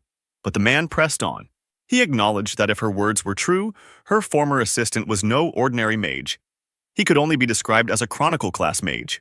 Ruby froze at the thought, her mind racing with the revelation. The man then regarded her, noting that she too possessed remarkable abilities, leaving Ruby to process the weight of his words. He added that one day she could surely become an alchemist comparable to Lloyd. She recalled a distant memory from the orphanage, watching Lloyd cry as he called for his parents. The image lingered in her mind, sharp and vivid. She smirked, dismissing the man's complaints, insisting that even Lloyd had managed the impossible alone. She mocked him for hiding behind excuses, questioning how he could call himself the best while failing to accomplish what she claimed was simple. Her scorn extended to the legendary heroes and the Demon King, reducing them to mere talk. The man's aura flared violently, a fierce heat radiating from his body. Ruby froze, astonished by the intensity. He declared that he could not allow insults to his comrades to go unanswered, demanding she retract her words. Ruby refused, calling him incompetent. In an instant, his power erupted, and the explosion sent Ruby screaming. When the smoke cleared, his body lay motionless on the ground. Panic surged through her as knights rushed in, demanding to know the source of the explosion. Ruby struggled to regain composure amid the chaos. Meanwhile, in the Holy Kingdom of Roland, alarms rang out. The priest, frantic, realized the Black Crow had been defeated, and that the assassin he had entrusted with the staff of holy destruction was nothing more than a rogue operative from the east. Behind him, the king observed, cold and unyielding. insisting that all attempts to delay the inevitable could not halt the unification of the Western continent, the foundation he claimed for true peace. The Majesty relaxed in her bathtub, openly admiring the elegance of the moment. She praised Lloyd, remarking that he was more impressive than she had expected, and suggested that he wear such attire more often so others would not look down on him. Lloyd accepted her words without protest. As she continued speaking, she admitted that, after witnessing his abilities firsthand, she could now believe Iris's account. She decided to convene a meeting to begin forming a concrete plan. Soon after, Iris contacted her and explained that the incident at the Temple of Wind was merely a provocation by the Holy Roland Kingdom. She asked that the army not be mobilized. Alchemia understood that Iris wished to avoid involving the citizens, and she found that restraint fitting. Instead, she proposed cooperation with allied nations to impose trade restrictions on Roland, acknowledging that this would still place some burden on the people. Iris expressed her gratitude. The Queen concluded that nothing would truly be resolved unless Prince Geese was stopped, a reality they understood better than anyone. Lloyd glanced toward Iris, quietly taking in her reaction. Later, Iris thanked everyone for the help they had given her up to that point. Isolde offered the use of a residence for the time being, explaining that it belonged to her family and was normally used as a vacation home. Lloyd noticed Iris's expression and sensed that thoughts of the prince had weighed on her for some time. Cephelia suggested that, now their immediate objective was complete, they take some time to rest until nightfall. Iris apologized for failing to notice their fatigue. Cephelia then entrusted Iris to Lloyd for the day, catching him off guard. Nearby, raised voices echoed as two figures argued, one demanding an explanation from Tururu, who responded curtly and urged them along. Isolde decided to stop by the Adventurers Guild since they had come this far, and suggested that Lloyd and Iris go sightseeing together. As they walked through the capital, Lloyd realized he knew little about its famous landmarks. He decided they could simply wander while talking. He asked Iris whether the prince was a frightening person, only to immediately regret choosing such a subject. Iris reassured him that it was fine. She explained that the prince was not so much frightening as desperate, driven by a desire to bring peace to the world. In that sense, they had once shared the same goal, though their ways of thinking differed. Lloyd reflected on that difference as her words settled. Her explanation drifted into a memory of a heated exchange. The prince had questioned why she could not understand his reasoning, insisting that seizing the heathen countries was necessary to prepare for a future demon invasion.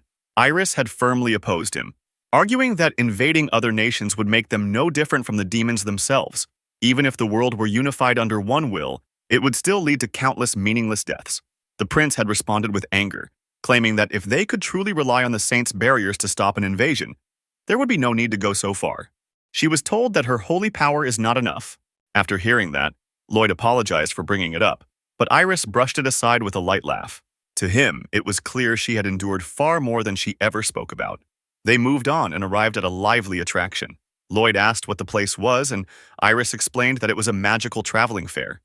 She recalled visiting one like it in her hometown when she was a child. Her attention settled on a towering ride, and she expressed a simple wish to try it. The two boarded and were pulled along by the roaring motion. As the ride surged forward, Lloyd remarked that it reminded him of clinging to a dragon for an entire day during a battle. Iris did not answer at first. When he checked on her, she explained that she was not unwell. The sensation simply felt lacking after everything she had experienced recently. Constant exposure to intense situations had dulled her response to lighter thrills. Lloyd agreed, admitting he felt the same, though he still found the mechanism fascinating. As he looked closer, he noticed someone operating the controls manually. The operator turned out to be Dandelion. Lloyd called out in disbelief at what he was doing.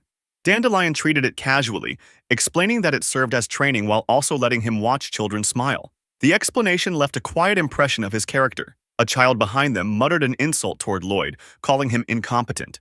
Dandelion immediately corrected the child, lifting him up and firmly stating that Lloyd was stronger than himself. Lloyd thanked him. The children gathered, eagerly asking how Lloyd had won before, their curiosity replacing ridicule. With his task finished for the day, Dandelion took his leave and wished them well. Iris reacted shyly, and Lloyd suggested they head back. She agreed without hesitation. Later, within the castle, Lloyd turned to Iris and asked about her future once the war was stopped. He wondered whether she intended to return as Roland's saint or live peacefully elsewhere. Iris chose to answer by recounting her past. From birth, her talent for holy magic had been recognized by the bishop, leading to her placement in an institution for saint candidates. Lloyd was surprised, believing there could only be one saint per country. Iris explained that many possessed aptitude, but wielding holy power meant bearing responsibility for the nation's barriers. The role demanded mastery of history, prayer, and politics. Only those who could fulfill all of it were permitted to undergo the ceremony. She asked if that did not make her an elite. Lloyd acknowledged the effort she had put in.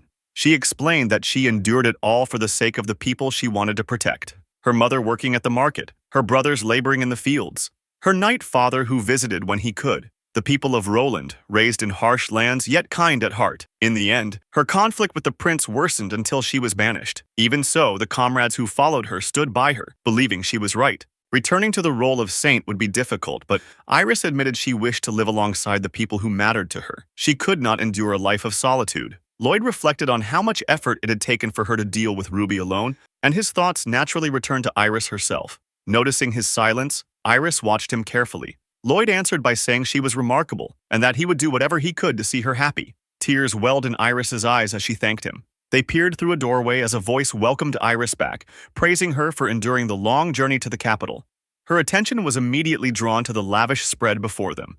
A Melzeria-style full-course meal had been prepared, overseen personally by the butler.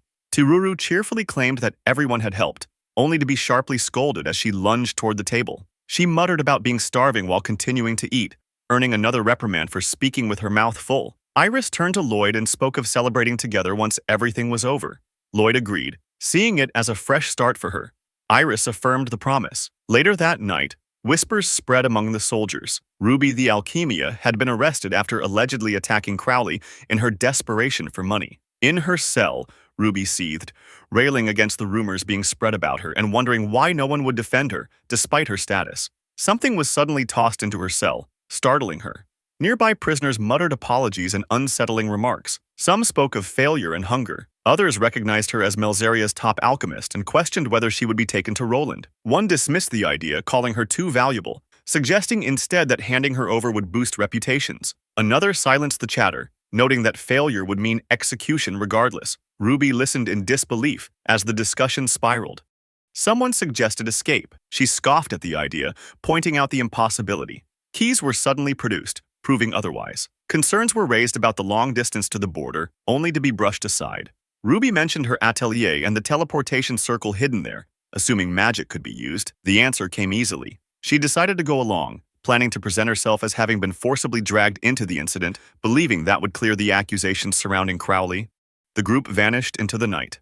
The following morning, Lloyd and the others were summoned to the castle's reception hall. The early hour left them puzzled. The butler greeted them politely, noting that breakfast was not yet prepared. Once assembled at the table, Iris drew Lloyd's attention forward.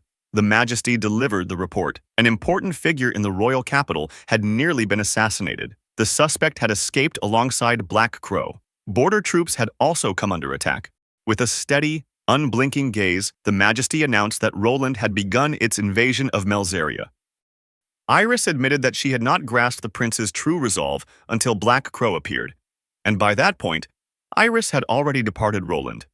Iris accepted responsibility, believing that everything she had done so far had only worsened the situation. She resolved to return to Roland and appeal to the prince once more, determined to stop him no matter the cost. Nero opposed the idea, explaining that Iris could no longer return openly, as the army was already positioned at the border. Moving together would be difficult, but if she went alone, there might still be a possibility. Iris expressed her gratitude to everyone.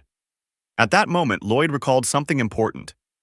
There might be a safer route into Roland by using the teleportation circle in Ruby's atelier. However, that path would require confronting Ruby. He hesitated, then forced himself to speak. He announced that he had an idea. When pressed to explain, his words faltered. He managed to say Ruby's name before collapsing, with the cause declared to be anxiety. Tiruru remarked that Lloyd must have been too frightened to finish what he was saying and had passed out from fear, suggesting that whatever he intended to propose must have been serious. Even so, Lloyd faintly murmured that he had an idea. Nero tried to understand what Lloyd had been attempting to convey. Iris blamed her own impatience, believing it had driven Lloyd to push himself too far, and quietly wished she could read his mind. The Majesty then summoned the attendants and presented an item they had seized from the demons. She introduced it as an elegant tool called Enter One's Mind, noting that it had once carried a less refined name she had chosen to change. The tool allowed someone to enter another person's mind by sleeping beside them while it was worn. When asked whether it resembled the hypnosis spell used by Black Crow, she acknowledged the similarity but warned that the outcome was uncertain. The choice to use it was left to them. Iris volunteered without hesitation. Nero agreed to join as well. Isolde refused, stating that she and the others would remain behind so they could intervene if those who entered did not awaken. Iris then sought consent from Lloyd, who remained unconscious. Lloyd soon found himself awakening in a familiar place. He recognized it as the atelier and recalled that he had been trying to tell everyone about the teleportation circle. Suddenly, a voice called out to him. It was Ruby, criticizing his slowness and mocking his lineage. Lloyd responded sharply, only to be overtaken by feelings of worthlessness and regret for involving Iris in his troubles. Another voice reached him soon after. It was Iris. Ruby reacted harshly, questioning who she was, then realized she was Lloyd's companion. Iris remained firm. She rejected Ruby's treatment of him and affirmed what Lloyd truly was. Lloyd was an exceptional mage. Ruby immediately dismissed Iris, declaring that Lloyd's gathering efficiency was only 40% and branding him a failure fit only to be treated as her servant. The hostility in her words crossed a clear line. Iris responded by summoning a water dragon and ordering Ruby to release Lloyd. The attack struck its mark and Ruby reeled from the impact. Iris acknowledged responsibility without hesitation. Ruby took note of her resolve, recognizing her courage as one of Lloyd's companions. Iris understood that this place was a world shaped by imagination and that brute force alone would not decide the outcome. She searched for another way forward. Lloyd faltered, overwhelmed by his own sense of inadequacy. He cried out the names of those who had supported him, admitting that despite all their advice, his fear of Ruby still remained. He urged them to leave him behind. Iris refused outright. She reminded him that he did not have to face an insurmountable wall alone, and that relying on others was not a weakness. He had always supported her, and now it was her turn. She reached out to him and asked him to take her hand. As their connection took hold, Iris's presence expanded within the castle. Her form grew immense, dwarfing everything around her. Ruby reacted in shock. Iris calmly lifted Ruby and sealed her inside a container, restoring order to the space. With a quiet smile, she signaled that everything was settled. Lloyd acknowledged his earlier promise to do anything for Iris. Iris replied that she was simply glad she could help him when he needed it. Lloyd awakened to find Iris sleeping beside him. Once fully conscious, he revealed what he had been trying to say all along. There was a teleportation circle inside Ruby's atelier. With that, the group moved together toward their next destination. At the atelier, Iris checked on Lloyd's condition. He admitted that Ruby's voice no longer echoed as strongly, and that he felt capable of asking her to activate the magic circle now. Lloyd knocked on her door, arriving with a request he intended to ask of her. Before he could act, a knight appeared and blocked their path, declaring the area restricted to the public. When Isolde asked what had happened, the knight revealed the reason for the lockdown. The owner of the atelier had been accused of attempted murder. An investigation was already underway. The situation stunned everyone. Iris quietly wondered what Ruby could have done to cause this. Lloyd decided they would set the matter aside for now. The magic circle here was still usable, and activating it would take them directly to his gathering site in Roland. Isolde raised the concern of how they would deal with the prince once they arrived, warning against reckless action. Lloyd stated that he had a plan, but would explain it only after they teleported. Nero reminded everyone that supplies mattered and brought along the van ball of snacks. Lloyd checked whether Isolde would be joining them. She confirmed that she had already issued instructions to her subordinates during her absence and could not ignore the looming crisis tied to Minerva. Lloyd then asked about Sephilia. She and the others chose to stay behind, explaining that they did not want to slow the group down, and offered their apologies. Iris searched for Tururu. Tururu admitted that in the past she would have stopped Iris because of the danger, but now she only reminded her to be careful. The group gathered and prepared themselves. Lloyd instructed everyone to line up, explaining that he would send them through one by one to prevent their bodies from overlapping during teleportation. The difficulty of teleportation magic weighed on him as he focused on the task ahead and turned his attention toward Prince Geese. Elsewhere, Ruby grew impatient, questioning why no one had arrived yet. She believed the Prince of Roland should have come to retrieve them. The Black Crow assured her they were close, though Ruby complained about the cold. From a distance, she noticed soldiers approaching. The knights quickly identified their targets. Ruby and the Black Crow were seized and bound in restraints. Ruby reacted in confusion, only to be silenced immediately. She was informed that she was not permitted to speak and that her fate had already been decided. Ruby Alchemia had been sentenced to death. A full week passed after their capture before they finally reached the capital. The Black Crow reported directly to the prince, admitting the failed assassination but presenting a captive she claimed still held value. The prince accepted the report and chose to overlook the failure. The two embraced openly, drawing a sharp reaction from a nearby soldier who questioned the farcical display. Ruby realized too late that following the assassin may have been a mistake. Inside the audience chamber of Roland's castle, a soldier knelt and delivered his report. The offensive on the Melzeria front was advancing smoothly. A woman standing beside the throne responded with certainty, noting the prince's deep concern for the current situation and his desire to resolve it swiftly. Only then did Ruby recognize the man before her as the Prince of Roland. The prince spoke of unifying the continent, calling it the final wish of the king who had been slain by demons. Fulfilling that ambition would secure his succession to the throne. The woman beside him declared that he alone was worthy of ruling above all others and pledged that Ezekiel would support his undertaking. The Black Crow, overwhelmed by the atmosphere, grew visibly tense, prompting Ruby's irritation. The prince praised Ezekiel as a model saint, contrasting her obedience with Iris's constant resistance.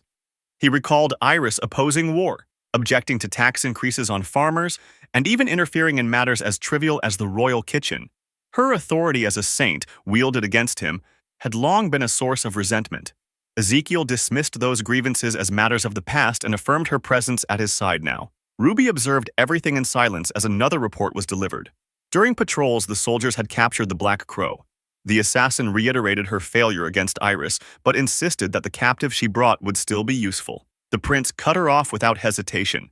He denounced her incompetence, declared both her and Ruby worthless, and ordered that they be taken away for execution. Ruby protested as they were seized, realizing too late how grave her mistake had been. She reminded herself that she was Melzeria's foremost alchemist, yet her words carried no weight. Before they could be removed, Ezekiel intervened. She urged restraint and asked that their lives not be taken so carelessly, requesting that they instead be placed under her authority. Ruby froze in disbelief. The soldiers complied, remarking that she should be grateful for the saint's compassion. As they were escorted out, Ruby grasped that they had narrowly escaped immediate death. Outside the chamber, the prisoners exchanged uneasy glances and murmurs. The Black Crow casually questioned the others about their circumstances. An elderly man revealed himself as a bishop who had followed Iris. Another admitted he had angered the prince. A woman confessed to committing a brutal crime. Ruby listened, unsettled, and wondered what fate awaited them under the saint's custody. The old man explained that Ezekiel was once a saint from another country, a land destroyed by demons. After its fall, Roland accepted her, and she was elevated as their new saint. Ruby remained silent as the meeting settled in. Soon after, they were gathered together. Ezekiel appeared before them, accompanied by a strange beast. The Black Crow reacted to its presence, but Ezekiel treated it casually, identifying it as her pet and dismissing any concern. Soldiers moved through the group, distributing documents to each of them. Ezekiel announced her interest in alchemy and declared that she required assistance from slaves. As Ruby examined the papers, she immediately understood the implications. The listed materials were impossible to obtain. Many were located in unexplored areas. Another alchemist in the group reached the same conclusion and voiced it aloud, recognizing that this was effectively a death sentence. Before the thought could fully settle, the beast struck him down in an instant. Ezekiel calmly stepped over the body. Ruby forced herself to keep looking. Ezekiel clarified that there had been a misunderstanding. This was not an order but an expression of faith. Their lives were entrusted to her will alone. If she commanded them to leap into a cave, they were expected to do so willingly. Any return without completing the task would be met with immediate execution. Fear spread through the group as they were driven forward. As Ruby, the Black Crow, and the others moved forward, Ezekiel left them with a final warning. Any return before gathering everything would be met with immediate execution. As they traveled, they came upon a warning sign standing alone along the path. Ruby understood that beyond that point lay the unexplored area, a place where holy power could no longer reach. She turned toward the Black Crow, recalling the promise that everything would work out if she followed her. The assassin explained that the prince favored Ezekiel for being gentler than the previous saint, though no one had expected her to wield her authority this way.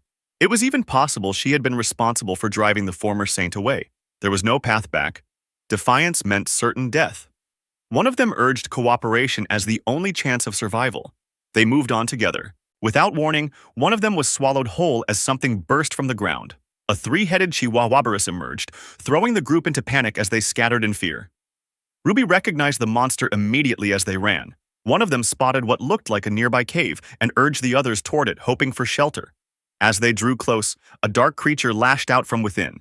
Tentacles surged forward, seizing two of them in an instant. Ruby realized too late that it was not a cave at all, but a dark Alron lying in wait. Ruby and the Black Crow continued running.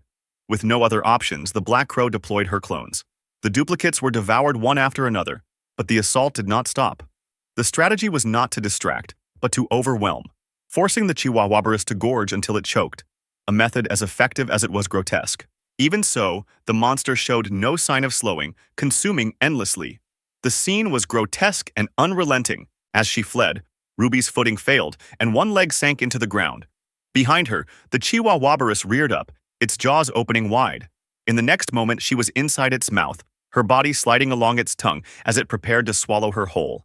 Tears streamed down her face as the thought of death surfaced. Memories followed in fragments, scenes of how she had treated Lloyd with cruelty and dismissal. Another memory surfaced after that, of being told by a master mage that she might one day become an alchemist comparable to him. The recollection steadied her resolve. Refusing to give in, Ruby drove her blade upward into the monster's palate. Blood sprayed across her as the beast convulsed. With a final surge of force, she was expelled from its mouth and thrown to the ground. She lay there gasping as the Black Crow confirmed that she had survived. The fallen fang of the Chihuahuabarus was among the materials they needed. Ruby let out a weak laugh. She wanted a bath, though she knew that would not be possible for some time. Elsewhere, Lloyd confirmed that everyone had arrived safely. Iris acknowledged that the teleportation had allowed them to cross the border without incident. Iris turned her attention to Lloyd and asked for his plan to stop the prince. Lloyd presented an item box as the solution. The idea stunned everyone. His plan was to place the prince inside and take him back to Melzaria. Doubt spread immediately, but Lloyd explained that it was safe, something he had used in place of a tent, surprisingly comfortable inside. Iris considered it carefully and recognized that it could work. Item boxes were master-grade magic, usable by only a select few. No one else would ever consider placing a person inside an item box, let alone abducting a prince that way. Lloyd laid out his plan to bring the prince to Melzaria for peace negotiations, presenting it as his own proposal. Sephilia noted that the prince himself would become negotiation material that only Lloyd could secure, prompting Isolde to question her phrasing. Isolde then stated that from that point onward, they would take the lead. Lloyd looked to them and asked if they were all natives of the land. Iris straightened with a resolute expression as, one by one, they raised their hands. Iris voiced her anticipation of working together with everyone as they moved forward. From far away, unseen eyes watched them. Through Ezekiel's magic, their movements were laid bare. She observed calmly, remarking that it seemed some insects had slipped inside.